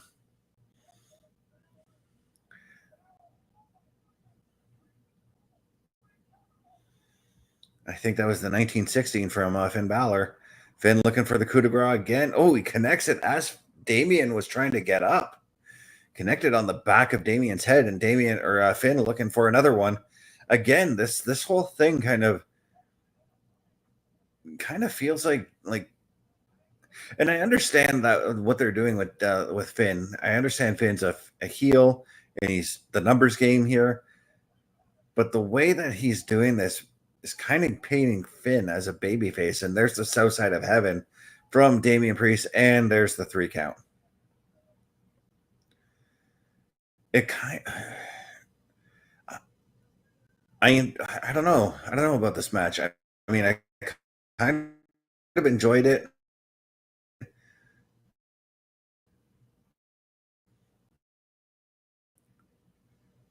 But I could have used some more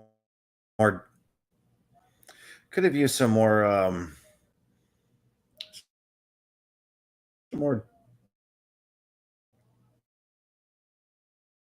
more of an advantage on Finn's behalf.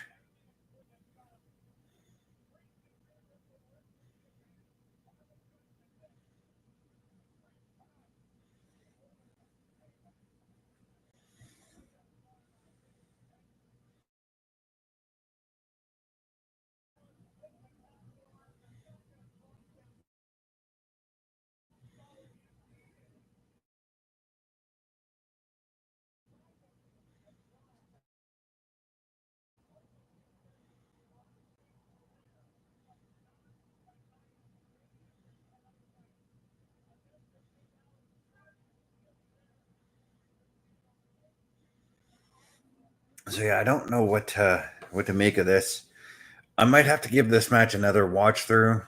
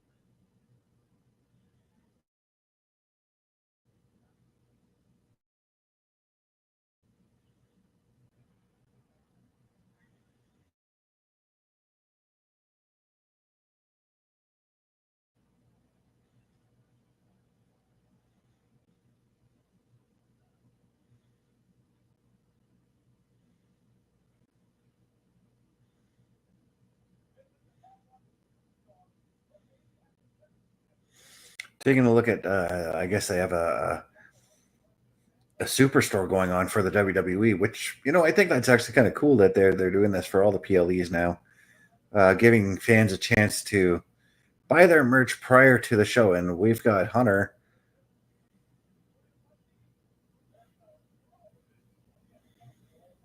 We're looking at Hunter sitting at the gorilla position area.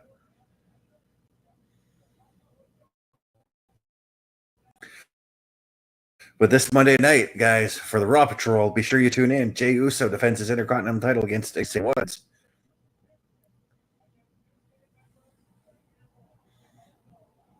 Also on that show, guys, we've got the WWE. Oh, no, we're looking at Sheamus versus Pete Dunne in a good old-fashioned Donnybrook match. Kind of get the feeling that that's going to be similar to, I think it was Sheamus and Jeff Hardy, if I'm not mistaken. Anyways, World Heavyweight Championship match, as well as the Ring General Gunther defends his championship against Sami Zayn. This is a stacked edition for the first 2-hour edition of Raw for the foreseeable future. And we're looking at the official theme of Bad Blood called GTA Future and Metro Boomin. You won't find me getting that song on Spotify. Sorry. I respect them as musicians if they are good at that. Well, give props to where props is due, but at the same time, it's not my type of music. Wendy's Saucy Nugs. Tell you, when I saw that name, I thought to myself, is Wendy's getting into the green game a little bit there? Okay, Triple H is coming out. He's got this big announcement. I gotta tune in here.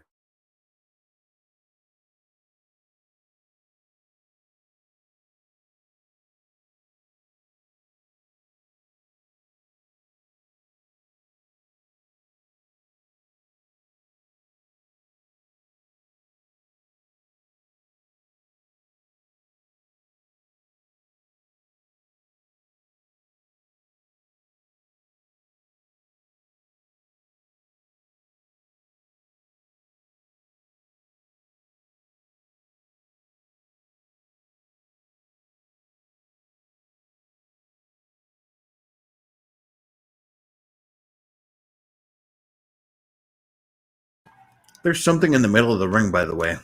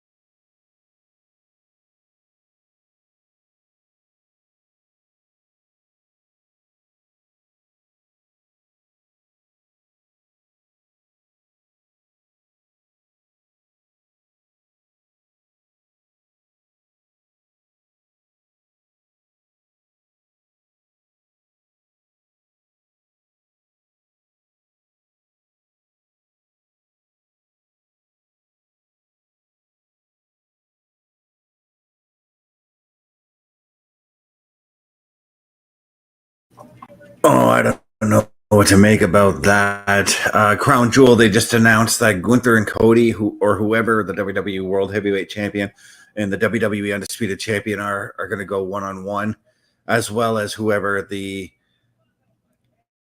Women's Champion from SmackDown will be taking on the winner, the women, or the Raw Women's Champion.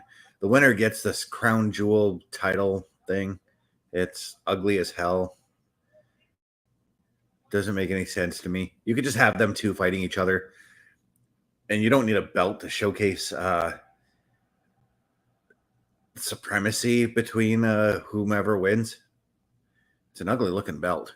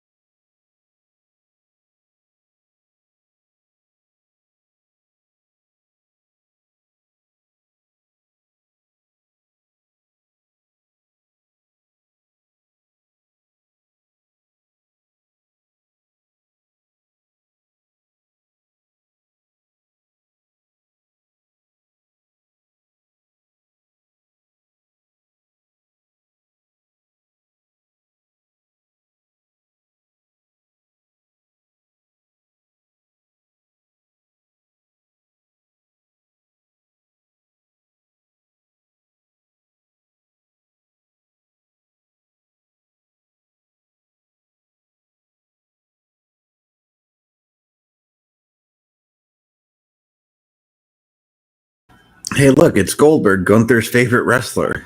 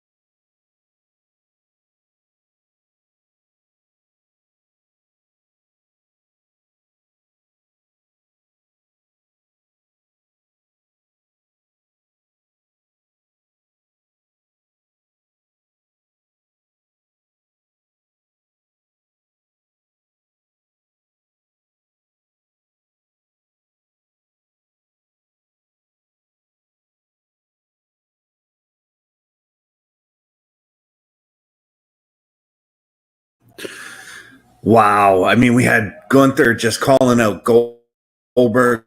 Goldberg teasing that he was going to get in there, mix it up with Gunther. Sami Zayn now running out and attacking Gunther. Obviously, to Bedlam is for sure broken out here.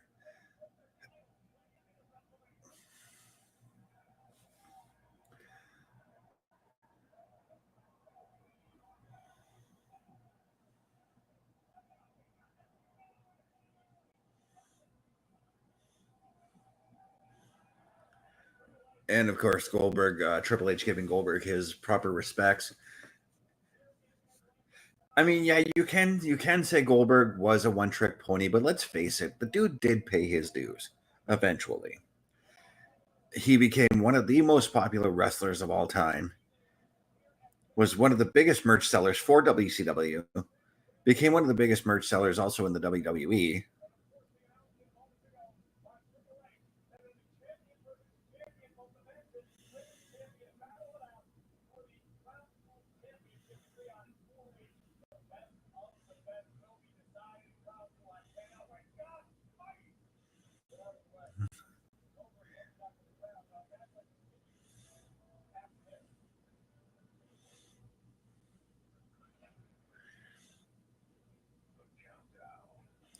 The countdown is on as we look over Lucas Oil Stadium, Indianapolis, Indiana, for the Royal Rumble. But before the Royal Rumble, guys, we've got War Games, and that takes place in Vancouver. There will be a PLE Patrol for that. Also in December, I can't remember exactly what date, but Saturday night's main event, there will be a patrol for that as well. I don't know if you want to call that one a PLE Patrol or just a Saturday night's main event watch along.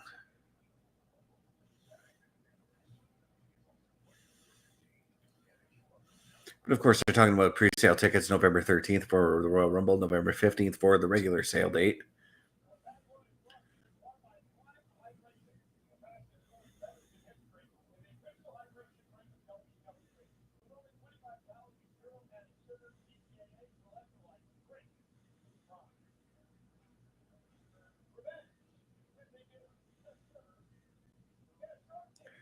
But right now, up next, Liv Morgan defending her WWE World Women's Championship, I should say, against Rhea Ripley.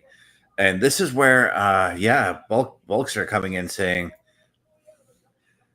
wow, I never knew I wanted Gunther versus Goldberg till just now. You know what? I can get behind that match. Goldberg looked to be in fantastic shape. Not going to lie there.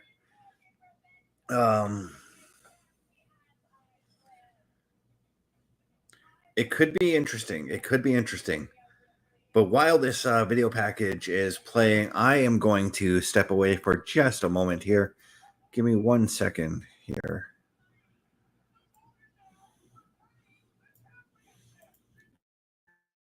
Oh, okay. Give me a couple seconds here, actually.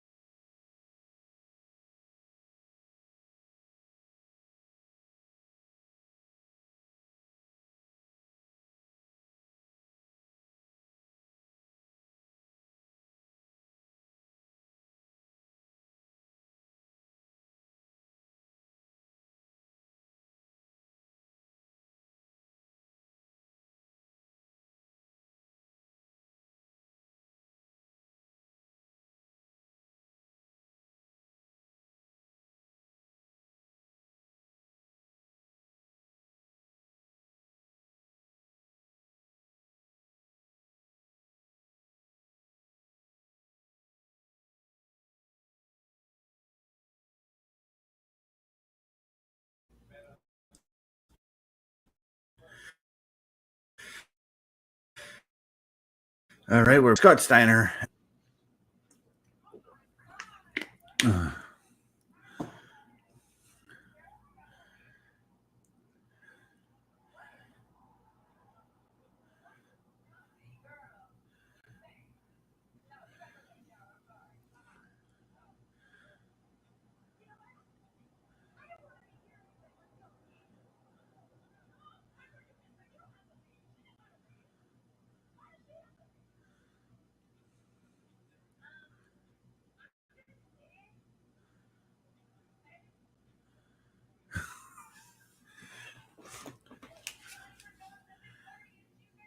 All right, so we're still continuing on with the Chelsea stinks kind of thing after her dumpster match loss last night on SmackDown. Oh, okay, I see how it's done. So we got the shark cage at ringside. Throughout the night, I was wondering how they got this set up with the Hell in a Cell hanging above us. And I see that they've got it actually positioned over the aisleway.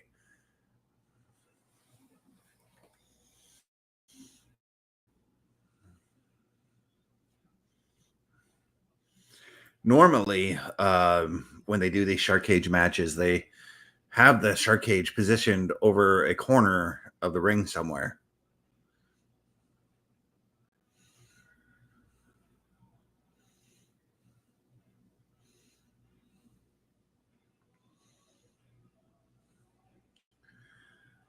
But we've got Dom and Liv arriving to the ring in that lowrider.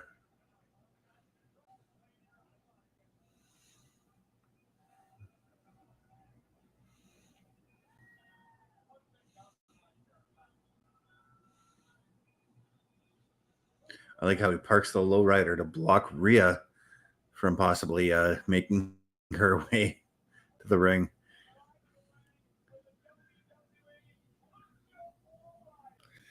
And of course, the Lucha Lowrider available in stores made by Mattel. Obviously, a toy that you can put maybe your Dominik action figure in. But now Liv and Dom have to make their way to the ring. Well, Dom has to make his way to the shark cage.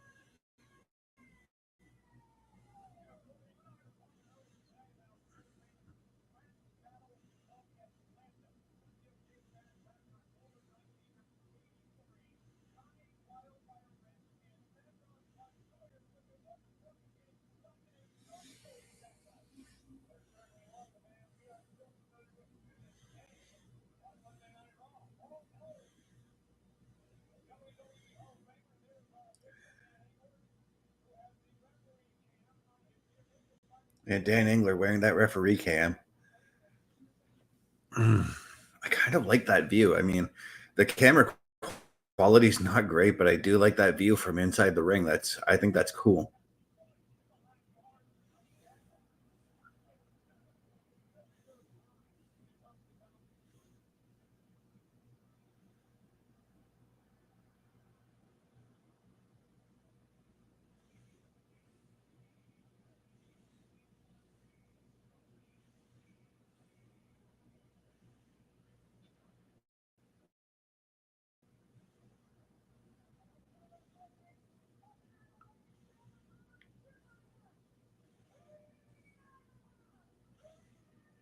I wonder how they're going to get Dom into the cage because he's standing in the ring right now.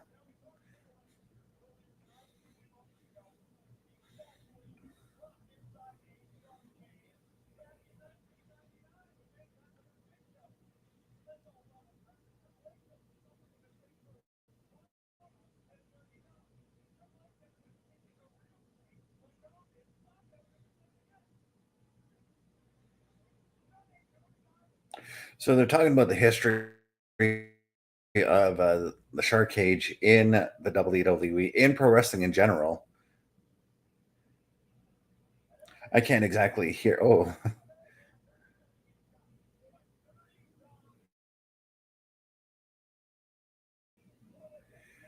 Dirty Dom toilet paper, WWEshop.com.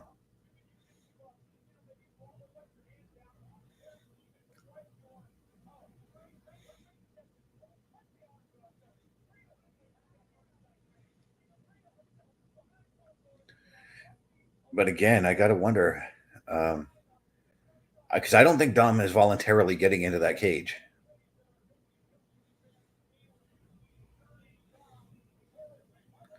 I got to wonder how he ends up in there.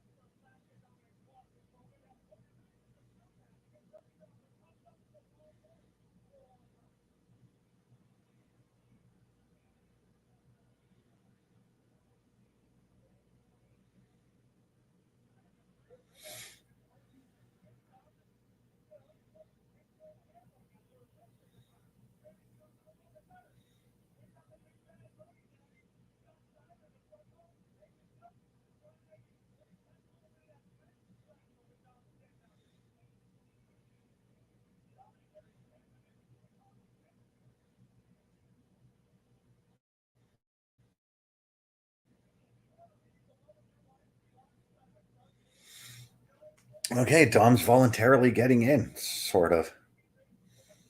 He's got some security men. Uh,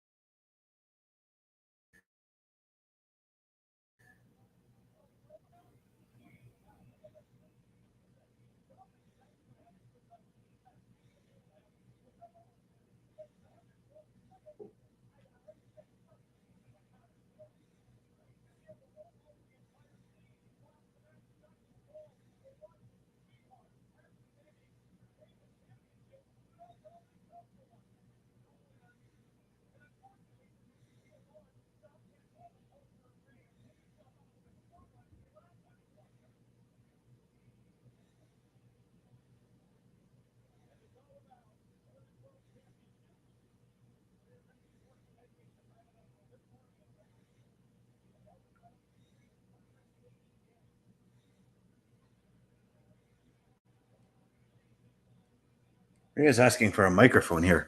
This is interesting.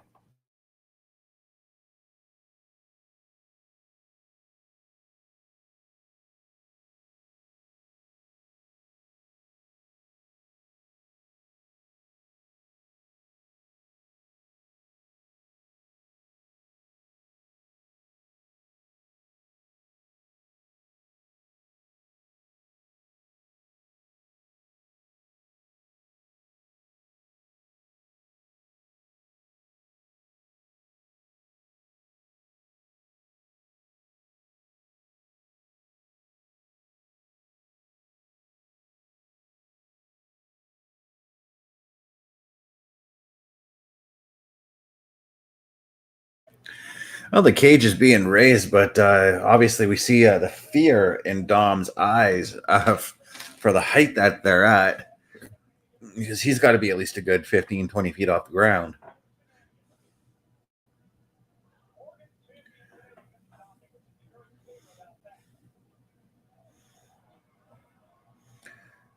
And of course, right off at the start, again, the power and dominance of Rhea coming into play in this one. And once again, as I've said, that seems to be the theme of the night.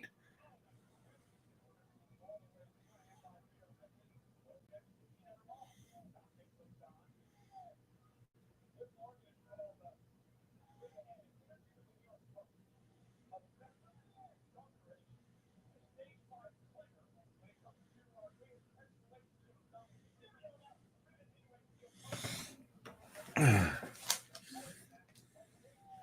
have to wonder how is because usually in these shark cage matches now the person in the cage still finds a way to get involved or to help out. And now that they've actually changed the position of the cage, one has to wonder how Dom will find himself involved. Does he do what I suggested on Tuesday, where I mentioned OMD? Does he maybe throw down a pair of brass knucks to Dom or to Liv? Does he somehow, some way, find his way out of the cage?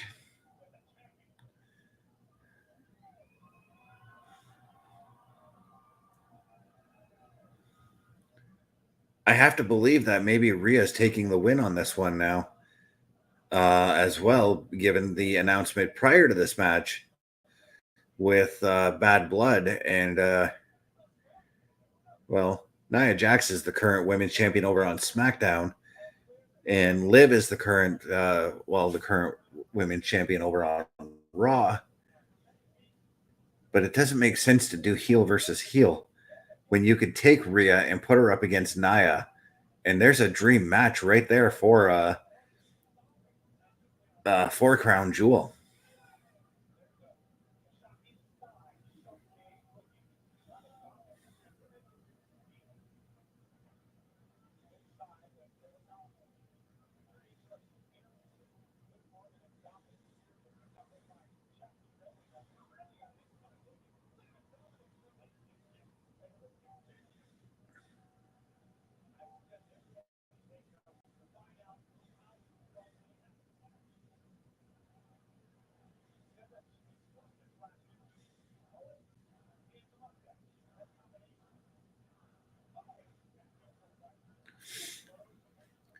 Well, I thought we were going to get some dominance out of Rhea, but right now it seems to be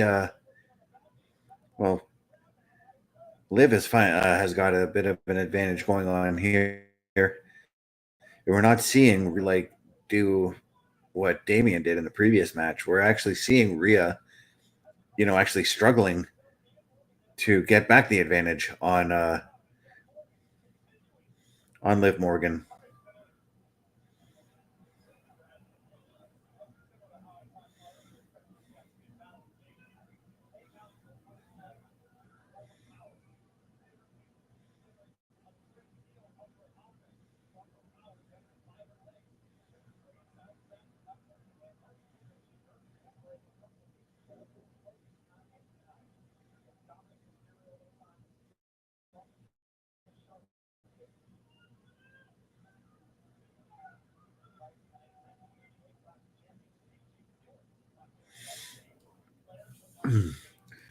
Bit of back and forth action on this one here, and I'm kind of enjoying that. As Rhea right now taking Liv down with a succession of clotheslines here and a croissant kick, kick to the gut.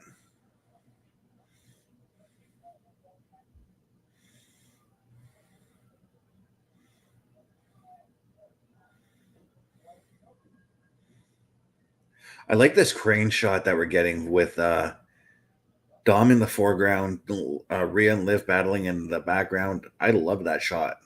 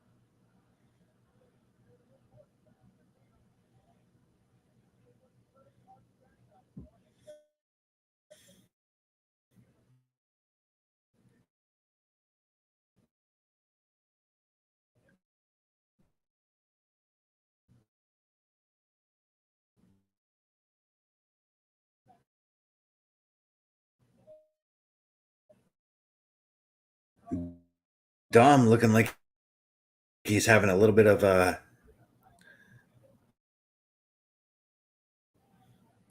Sorry, I was saying that Dom kind of having a little bit of a PTSD up there. Reminded of Dom in his time in jail.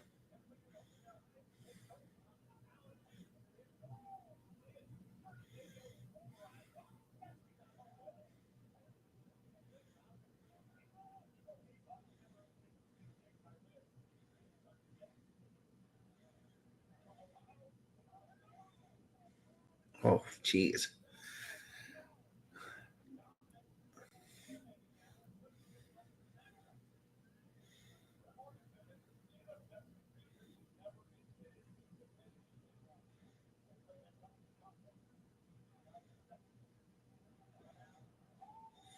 Oh, Liv Morgan connecting with like a super code breaker.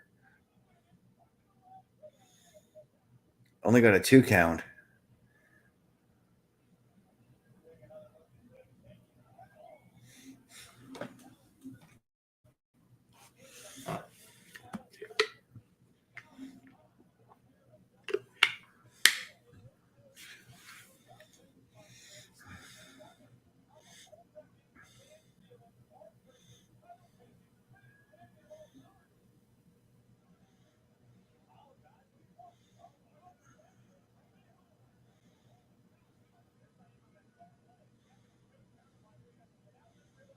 Oh, so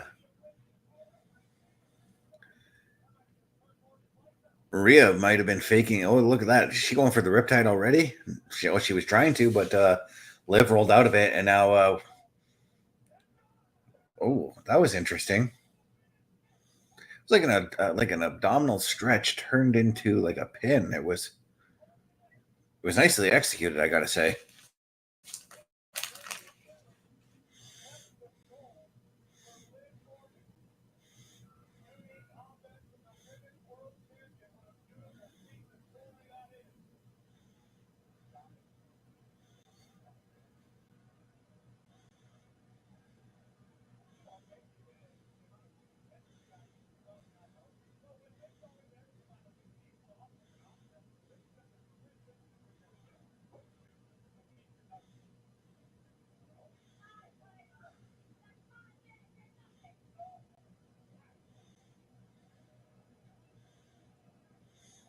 Oh, Liv just slapping the taste out of Rhea, saying that's my man up there.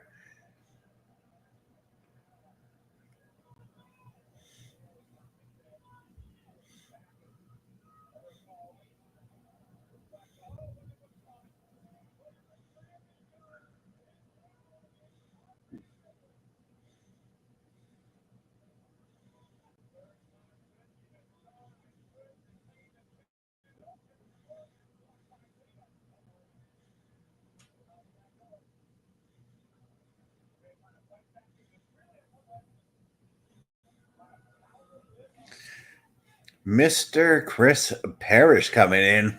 How's it going, man? Enjoying a hell of a show. Oh, wait a second. Dom has just figured his way. Well, he figured out how to open the cage.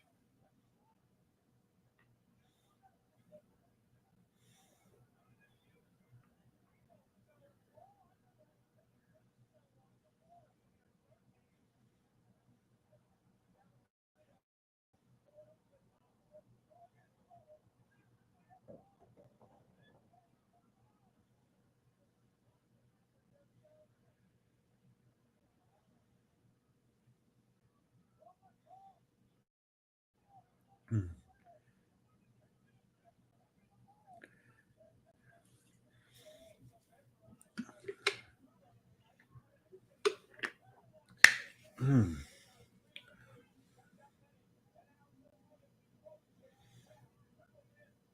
Rhea's got Liv in some kind of a submission right now.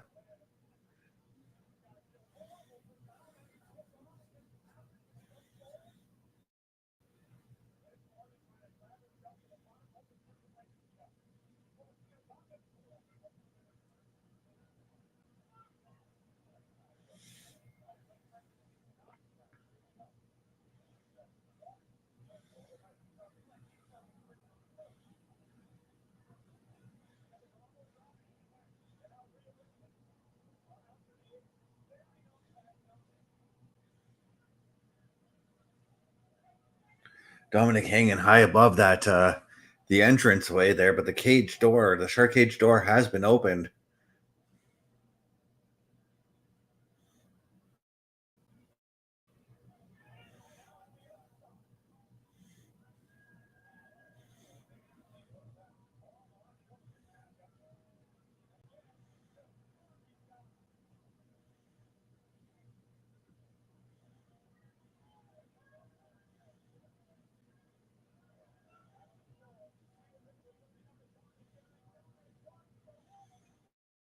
Oh.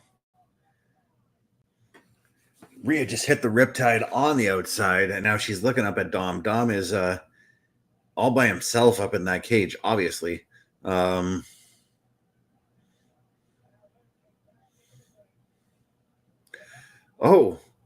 geez. Oh, geez. Dom is hanging upside down from the cage right now. He was actually handcuffed inside the cage. His foot was handcuffed inside the cage, and now he's hanging upside down. Oh, Jesus. That's a bit risky.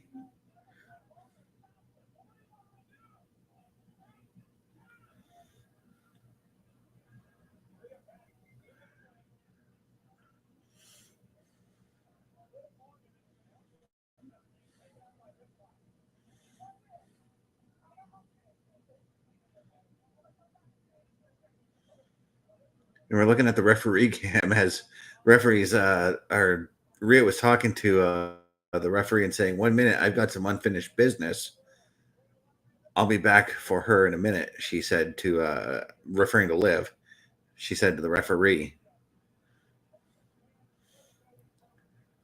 And now Rhea's got herself a kendo stick.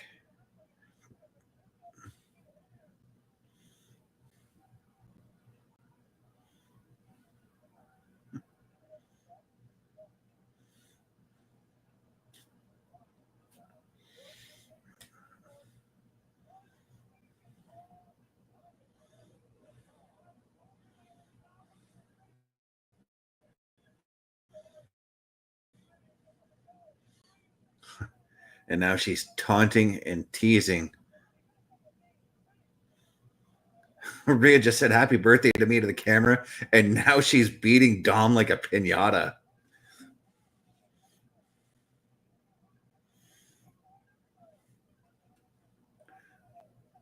Who the heck?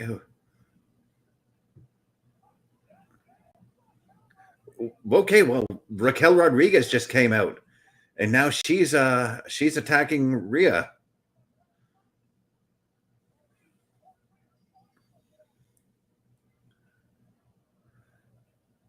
Now this match is clearly ended in a disqualification.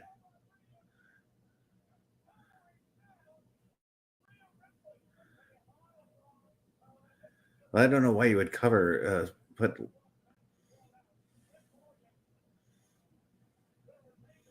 Well, Raquel Rodriguez coming out.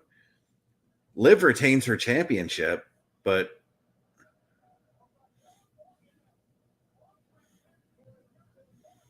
Raquel Rodriguez coming out and taking down Rhea, and now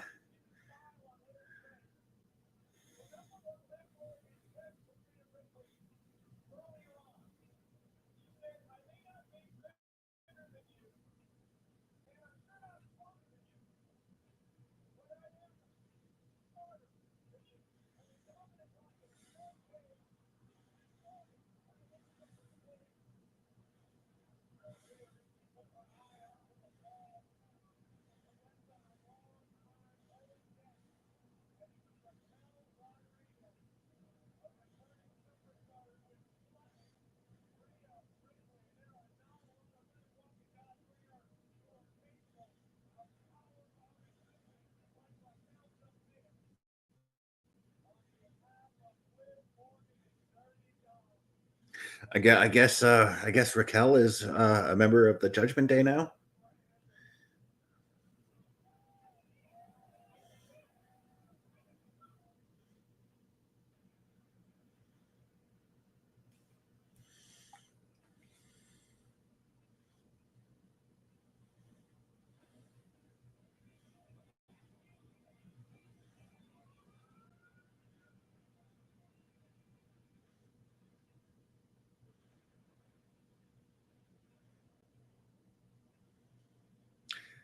Another promo for the Motor City Machine Guns, this time showcasing more Detroit sites such as Ford Field in there.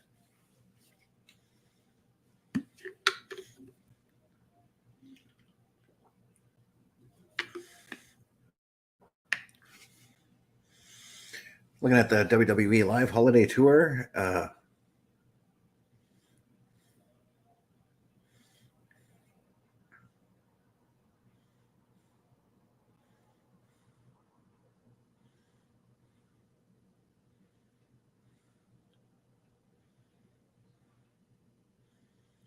and a promotion for Crown Jewel.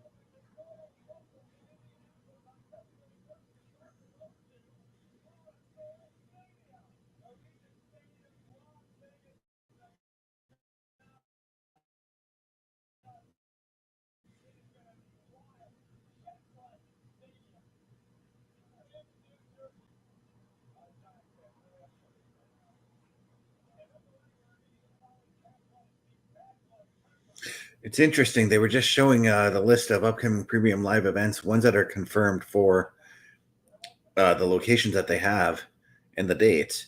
And they promoted Saturday night's main event as a premium live event. But up next, our main event for this premium live event, Cody Rhodes and Roman Reigns taking on Solo Sikoa and Jacob Fatu.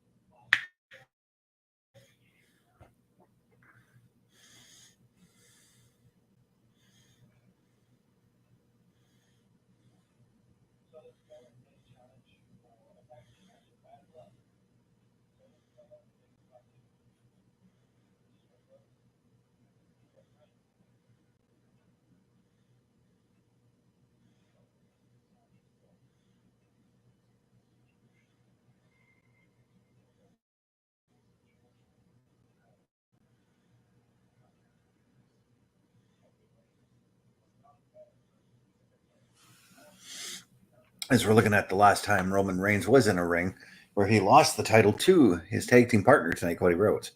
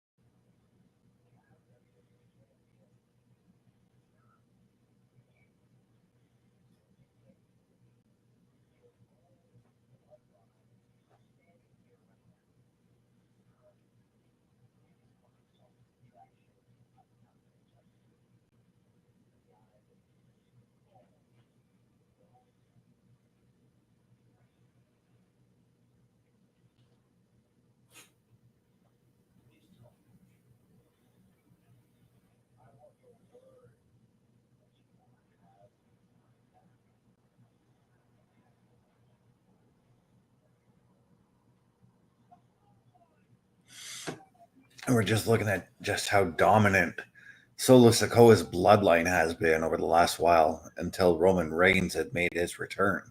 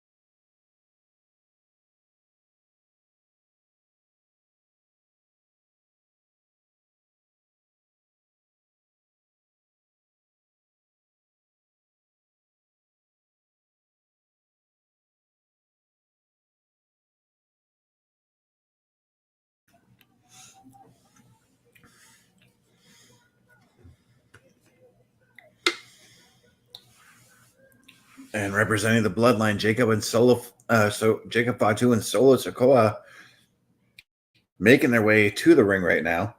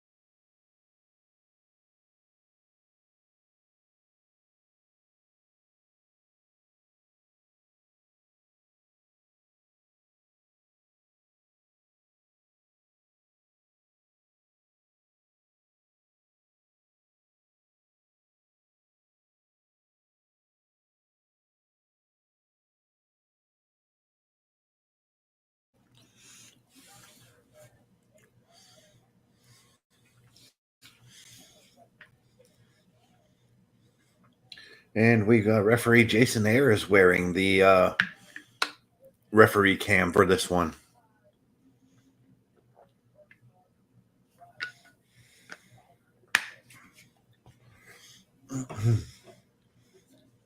As Jacob Fatu and Solo Sikoa await their opponents right now.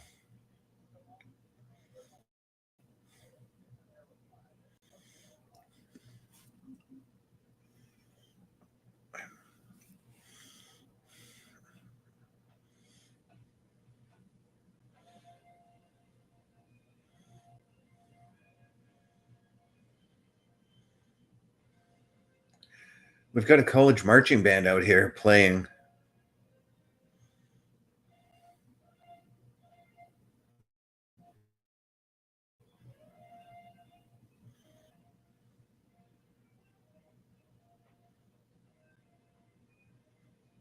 I can't tell what they're playing. Give me just 1 second.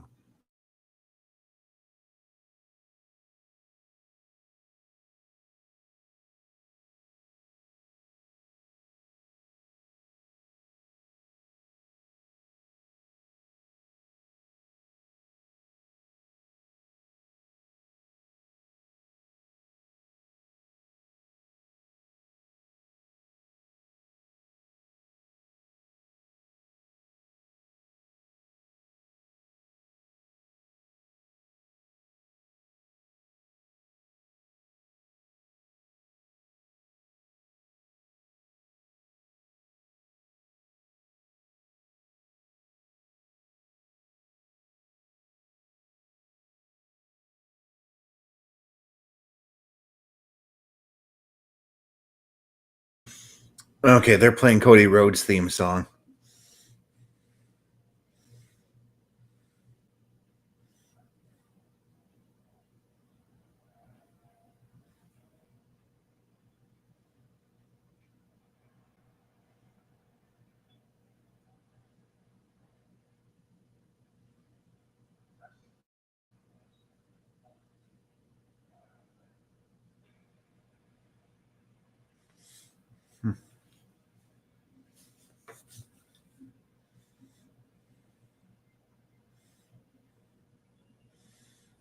Man, they're giving Cody like a WrestleMania-like entrance here, and it's not even WrestleMania. And I get that this makes sense. I mean, he is from the Atlanta area. The pay-per-view, of course, is in Atlanta. So it's sort of a homecoming thing for Cody as well.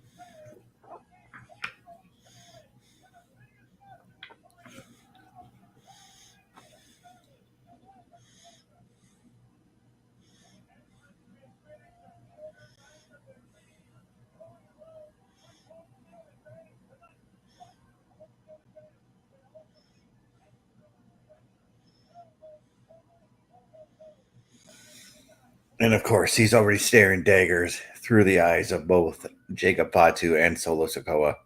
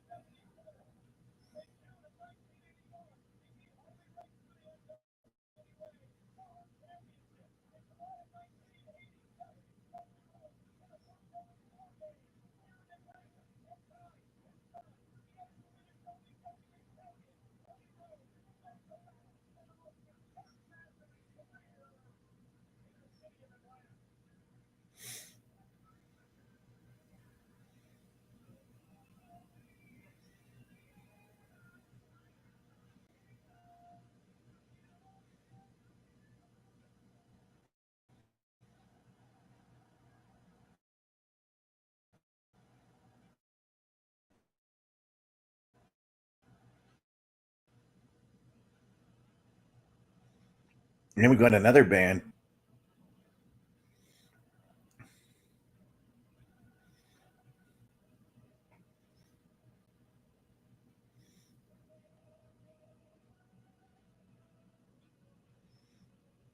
An orchestra, as it were, playing his theme.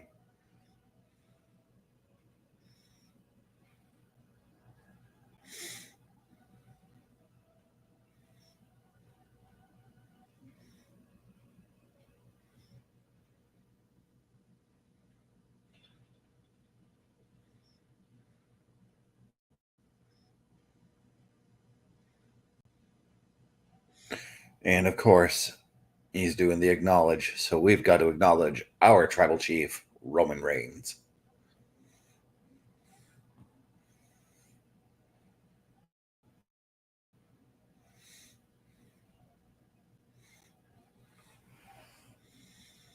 That's exactly what I was saying, Bulkster. Bulkster coming in saying, wow, big WrestleMania style entrances. They've gone all out for Cody and Roman here. Very WrestleMania-esque. And I kind of like it. I'm kind of digging it.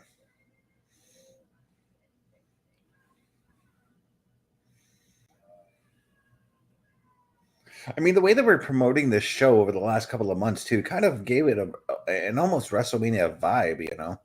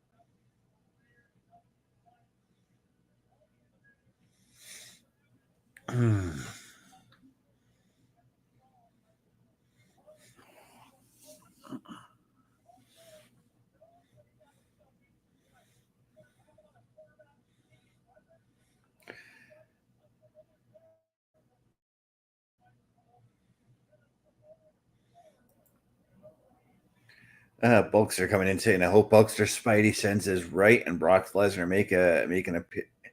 makes an appearance. I did see a pic of him being in Atlanta."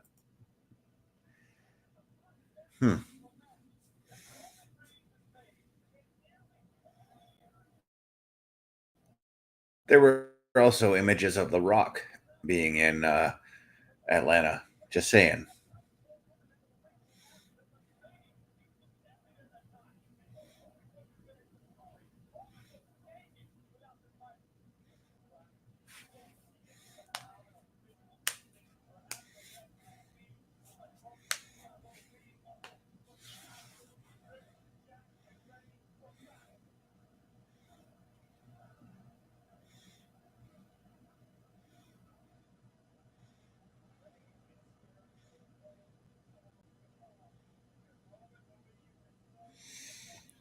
Yeah, Bulkster, there's a lot of possibilities coming out of this match. A lot of possibilities. But what I'm ready for is for these four men to finally settle their differences. Do I think they settle their? Do I think this war comes to an end in this match? Absolutely not.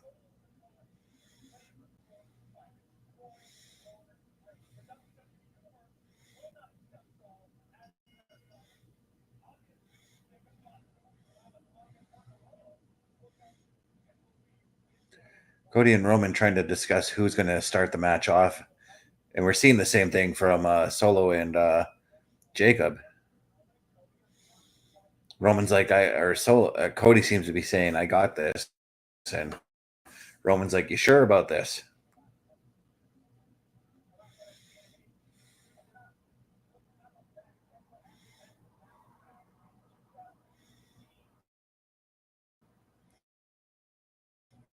Roman's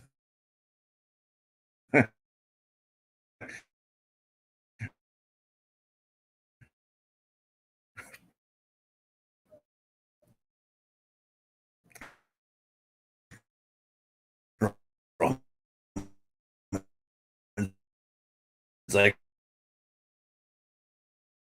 "All right, you starting it."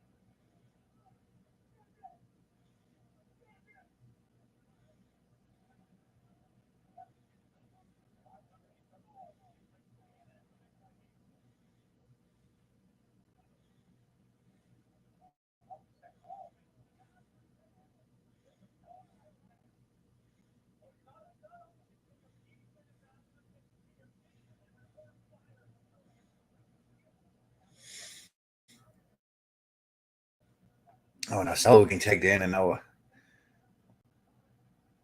the big dog wants in as well.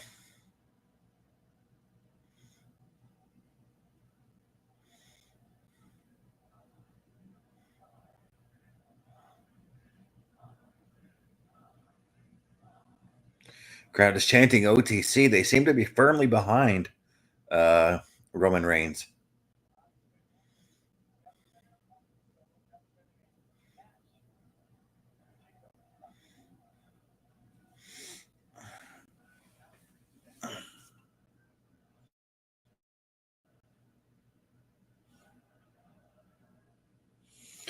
Sorry about that. Trying to stretch my back. Oh, there we go. Just trying to stretch my back out, and I just cracked it.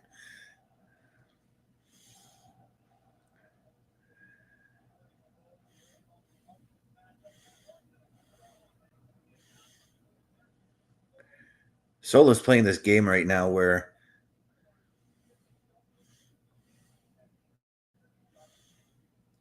he wants to avoid Roman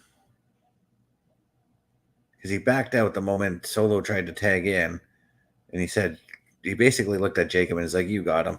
And then as soon as Roman left the ring, Solo was kind of like, "You know what? I got this."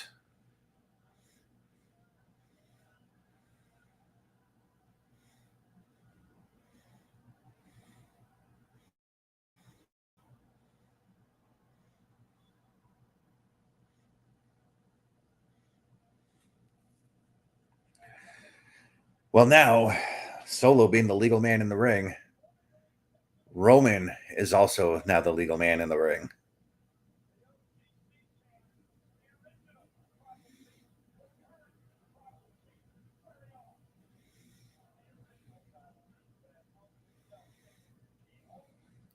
Now, this is the first time since WrestleMania 41, or sorry, WrestleMania 40, that Roman has been in the ring in a legal way. And right now he is teeing off on Solo Sikoa.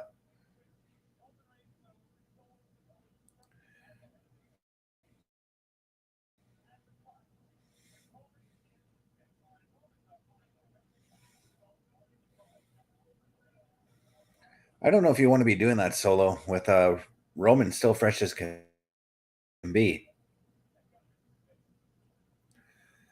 Solo starting to taunt there, and of course, now he's paying for it as Roman continues to hammer away on Solo.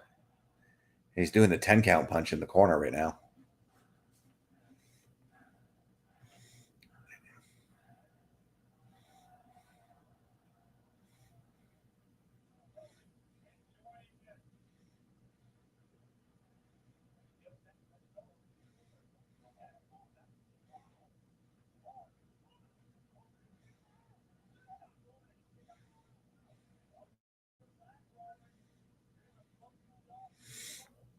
So now Solo's got the advantage over Roman. Roman fighting right back.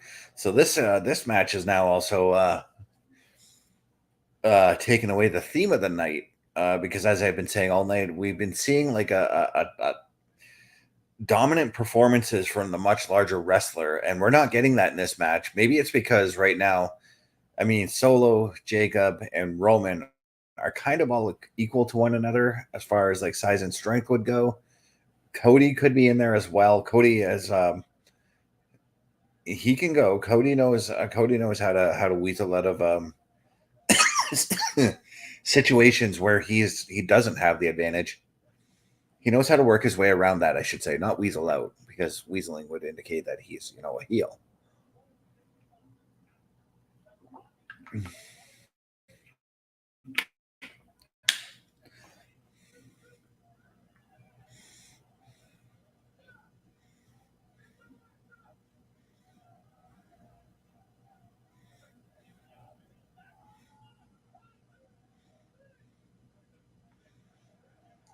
But right now, Jacob Fatu attacking while Cody has accidentally got the ref distracted.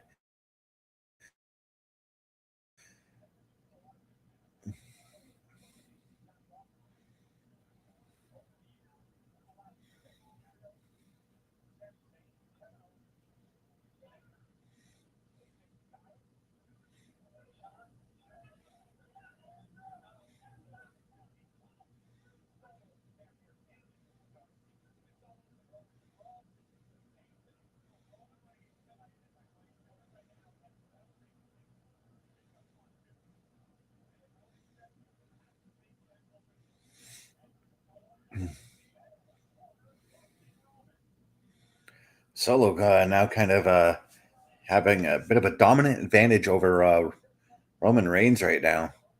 And now here comes Jacob Fatu. And Jacob doing the same thing that Solo had just done. A little bit more speed on him, though.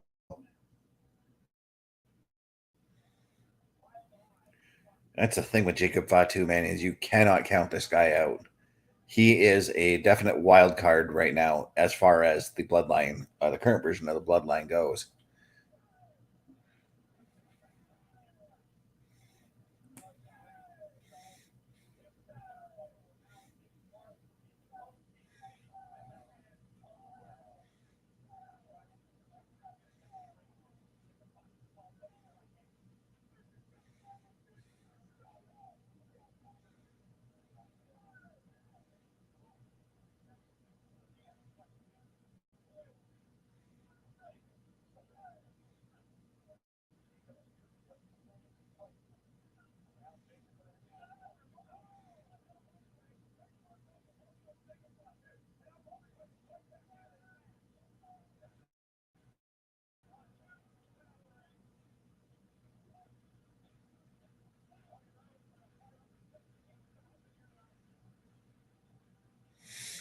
Cody hyping the crowd, trying to get Roman up and into this. And there's the tag for Cody. Cody is in the ring.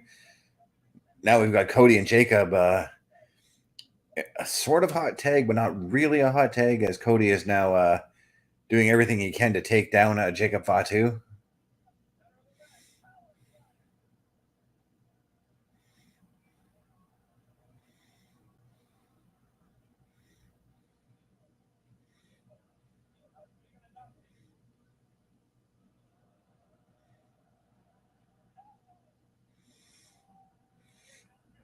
Of course, Cody paying his tribute to Dusty with that exchange of fists and finishing up with the Dusty elbow. And there's the Cody cutter. Cody is like a ball of fire right now.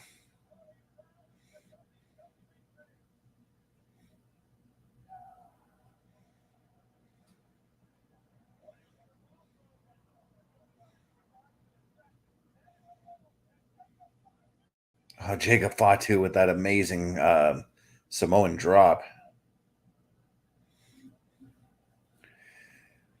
But he's looking a little shook up from the attack that Cody gave him.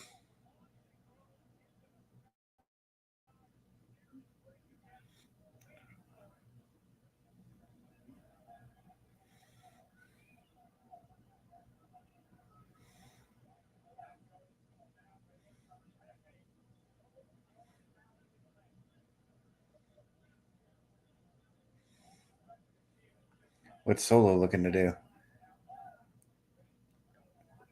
Oh, Solo with that Uranagi right onto the apron. And again, both Jacob and Solo taunting the crowd. Something you really shouldn't be doing against experienced main eventers, the likes of Cody and Roman.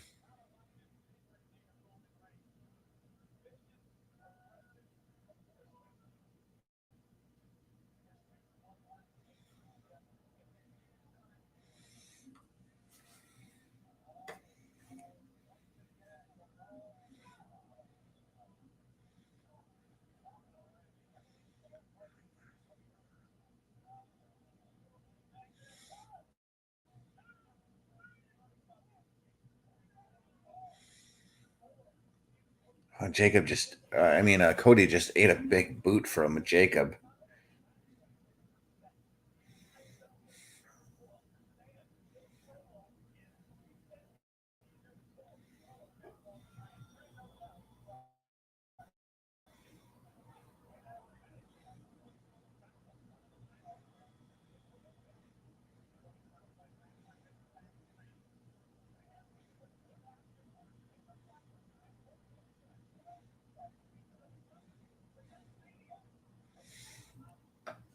And Solo and Jacob doing that old school tag team wrestling, that cutting off the corner, cutting Cody off from Roman, and just dominating him right now.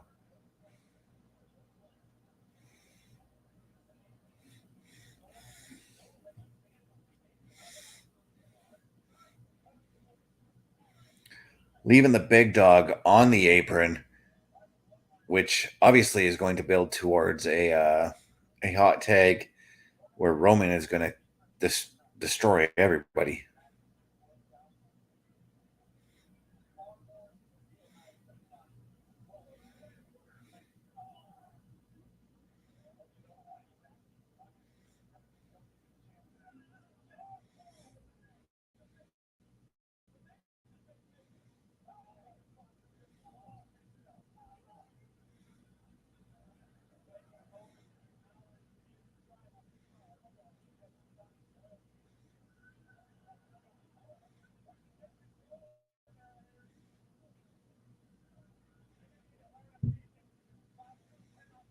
And now Roman jaw-jacking Jacob Fatu here, as Jacob just standing dominant over Cody right now.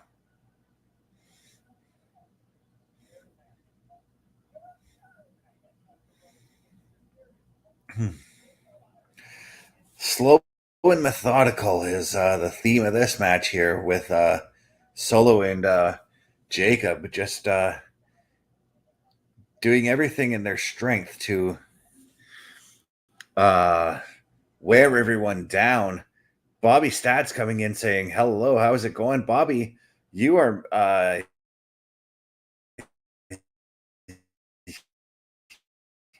we're at the main event right now for the PLE."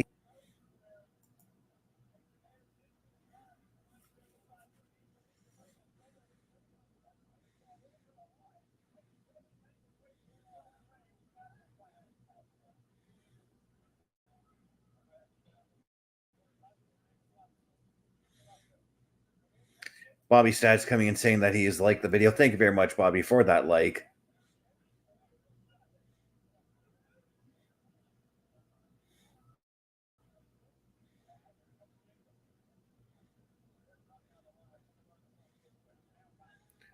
But we're still continuing to see that dominance between Solo and Jacob as they continue to keep Roman at bay here.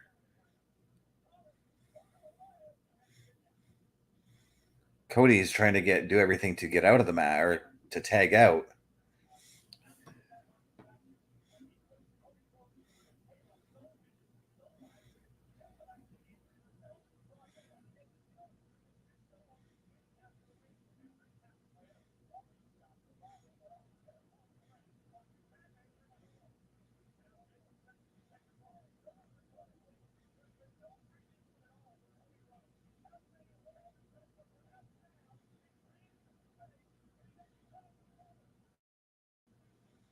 So Cody, well, yeah, I was going to say that wasn't going to happen because I saw Jacob Fatu lurking behind Roman. Solo continuing to beat on Cody. There's a 2 count right there.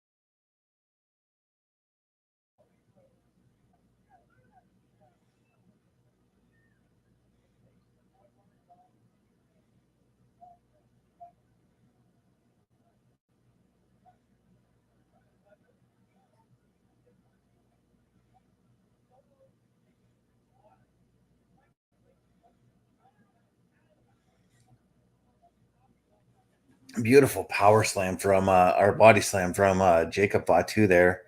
We got Bobby Stats also coming in and saying that today he also went to check out the Virginia Cavaliers game. They played against Boston College. Cool. I sat here most of the day preparing for this show that we're doing right now, the PLE Patrol. Jacob looking for that senton, but Cody with the reversal. However, is Roman in the corner yet? No, he is not. He's trying to get there. And we got Cody trying to get to the corner to tag Roman.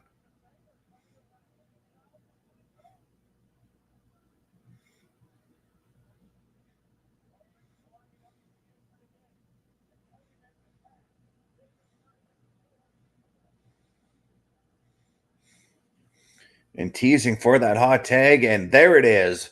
Roman is finally in the ring now. Roman now cleaning house here, taking down Roman with Solo with the two clotheslines, Irish whip. Roman connecting with a flying clothesline of sorts. I thought it was a Superman punch at first, but it looked more like a flying clothesline. Just connecting with all kinds of clotheslines right now, actually. Oh, and a big boot.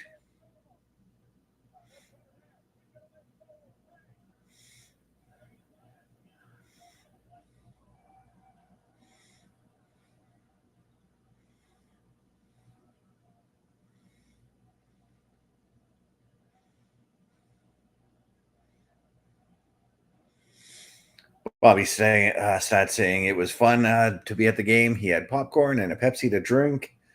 He's been enjoying Jacob Fatu in the WWE, as have I. I've been wanting Jacob Fatu in the WWE for quite some time now, actually.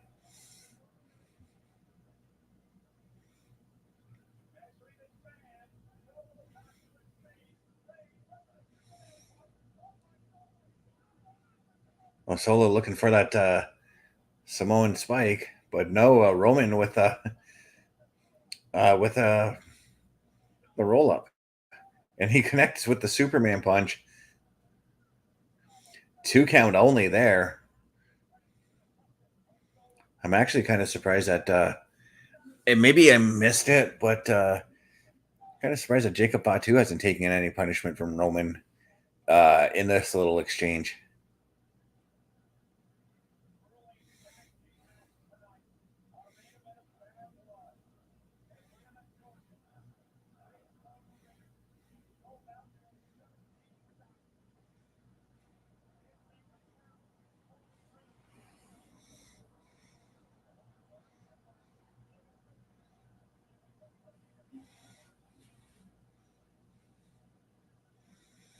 And now Roman, what's he doing? I was going to say setting up the spear, but Jacob Fatu coming up from behind. And now the numbers game on Roman coming into play here as both men trying to take down Roman.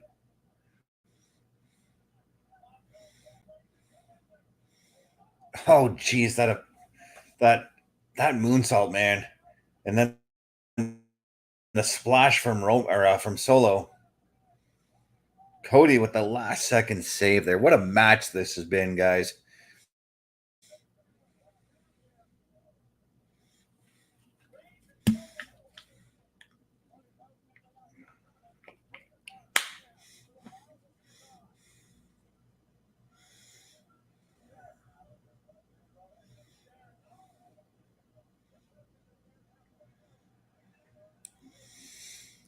But Bobby Stats is coming in and saying that he thinks Jacob Fatu would make for a great WWE World Champion since he has been a former World Champion in MLW.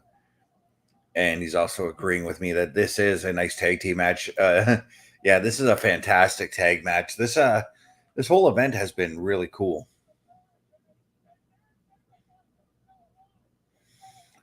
And now we got Jacob Fatu tossing chairs everywhere.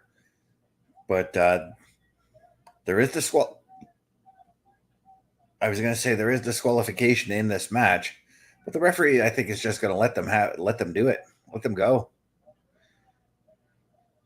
The amount of high emotion in this match as Jacob Fatu was just taken out with the crossroads.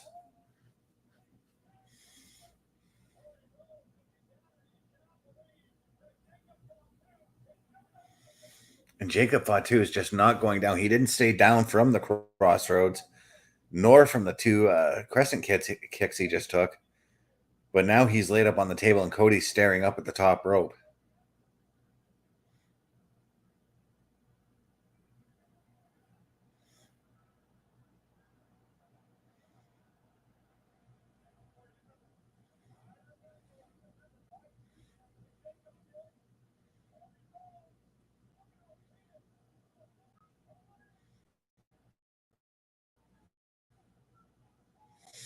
And Cody with a splash, sending Jacob Fatu through the table. That might take Jacob down.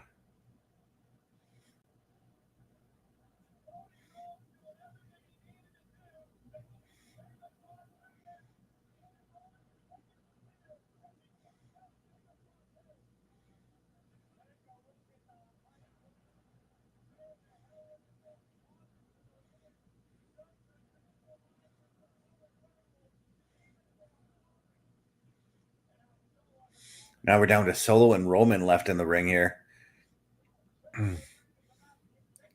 Trading blows as Solo headbutted him and Roman caught him with a fist. Now they're trading fists.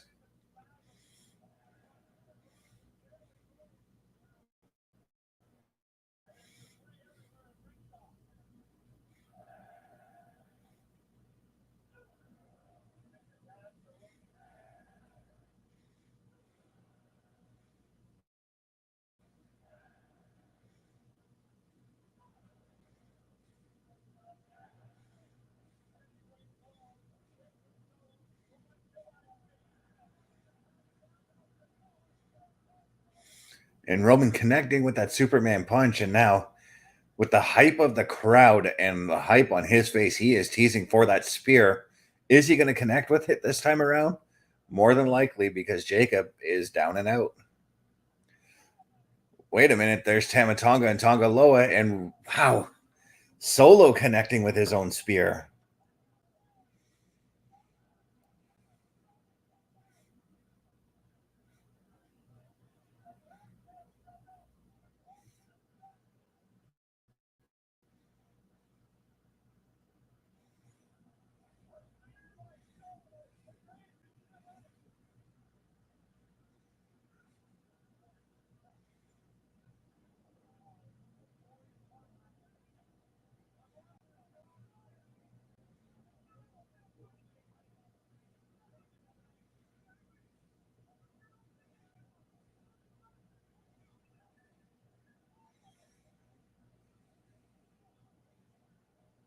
Solo, who's this third guy at ringside?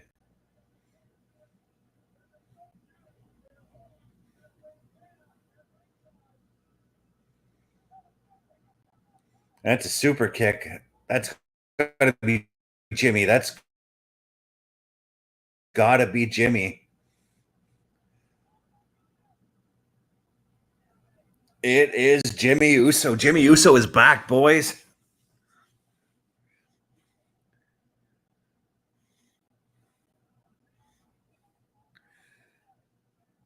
And there's the spear off Roman. 1, 2, 3. And there is the finish.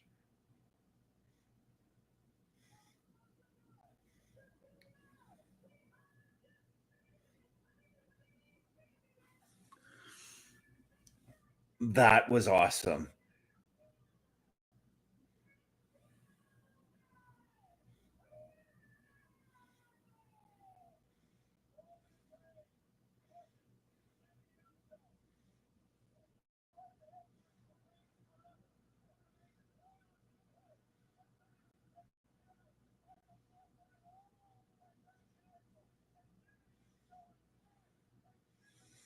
Jimmy Uso, another man we haven't seen since just after WrestleMania.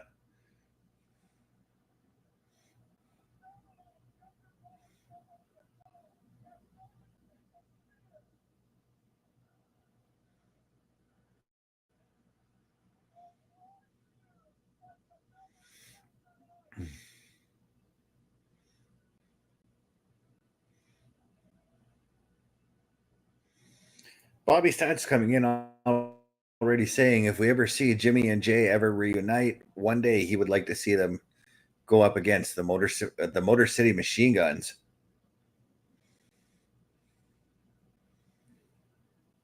And there it is, the hug between Roman and Jimmy.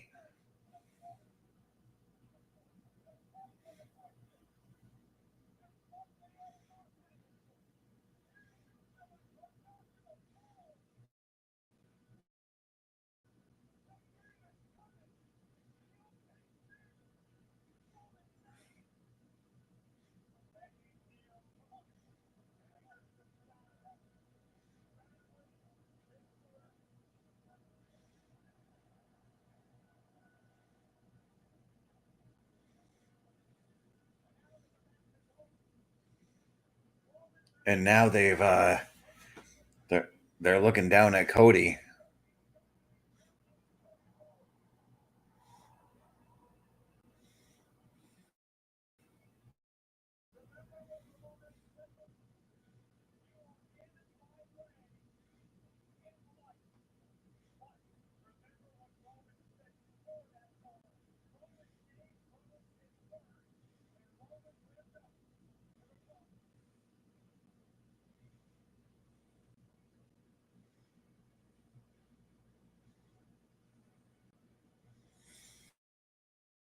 Cody, Roman's got his eyes on the championship too, by the way.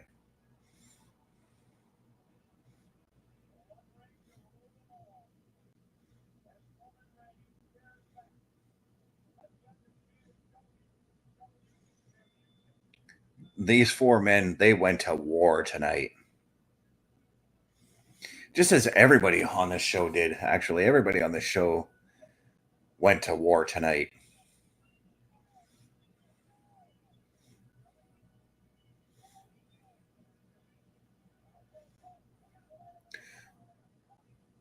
Oh, wait a minute here. Now we've got Tama Tonga and Solo attacking Cody. Jacob Fatu as well on that top rope. We've got Roman and Jay, though. Okay, there we go. I was going to say Roman and Jay were hesitating, but here they go trying to clean house and help Cody out because it's clear that this is not over between these men.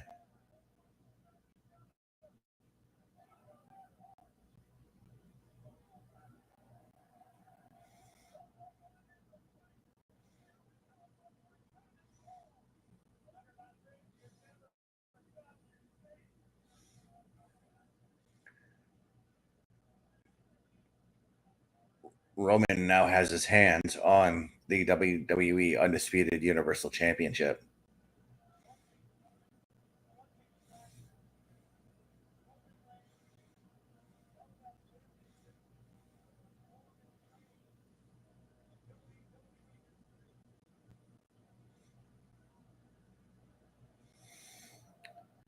Bobby Stats, if you missed that announcement, Cody Rhodes is going to be fighting Gunther at Crown Jewel. It's going to be champion versus champion, but there's not going to be none of the titles are on the line.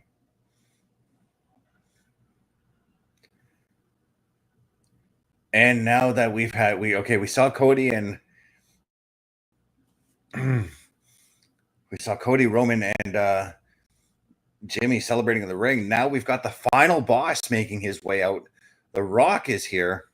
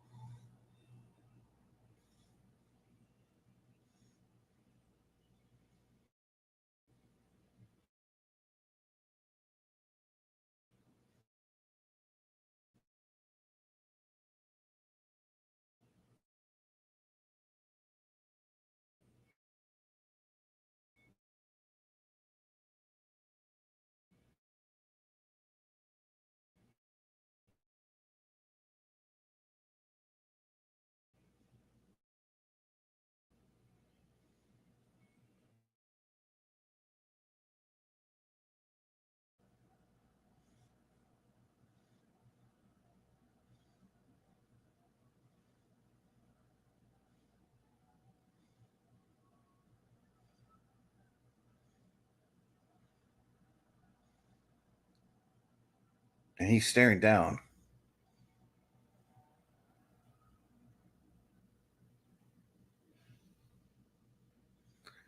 The Rock standing at the apron. And he signaled the head chop, staring down either Roman or Cody. Nobody really knows who his target is. But on that note, ladies and gentlemen, we are done with Bad Blood for the year. Fantastic show. I'm going to give out my socials because I've got to get out of here as well. You can follow me, guys, at my link tree, lanktr.ee/Chris_best83. I'm going to showcase some things that we've got coming up for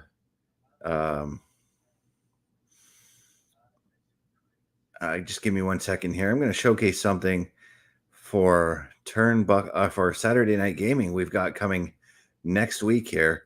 You're going to see a little bit of a tease here just right quick. Or no, you won't. You're going to see the quick PlayStation stuff. But here's a quick trailer for what to expect October 11th on Saturday Night Gaming. What are you doing, kiddo? You really gonna go through with this? I'm gonna find. And I'm gonna kill. Every last one of them.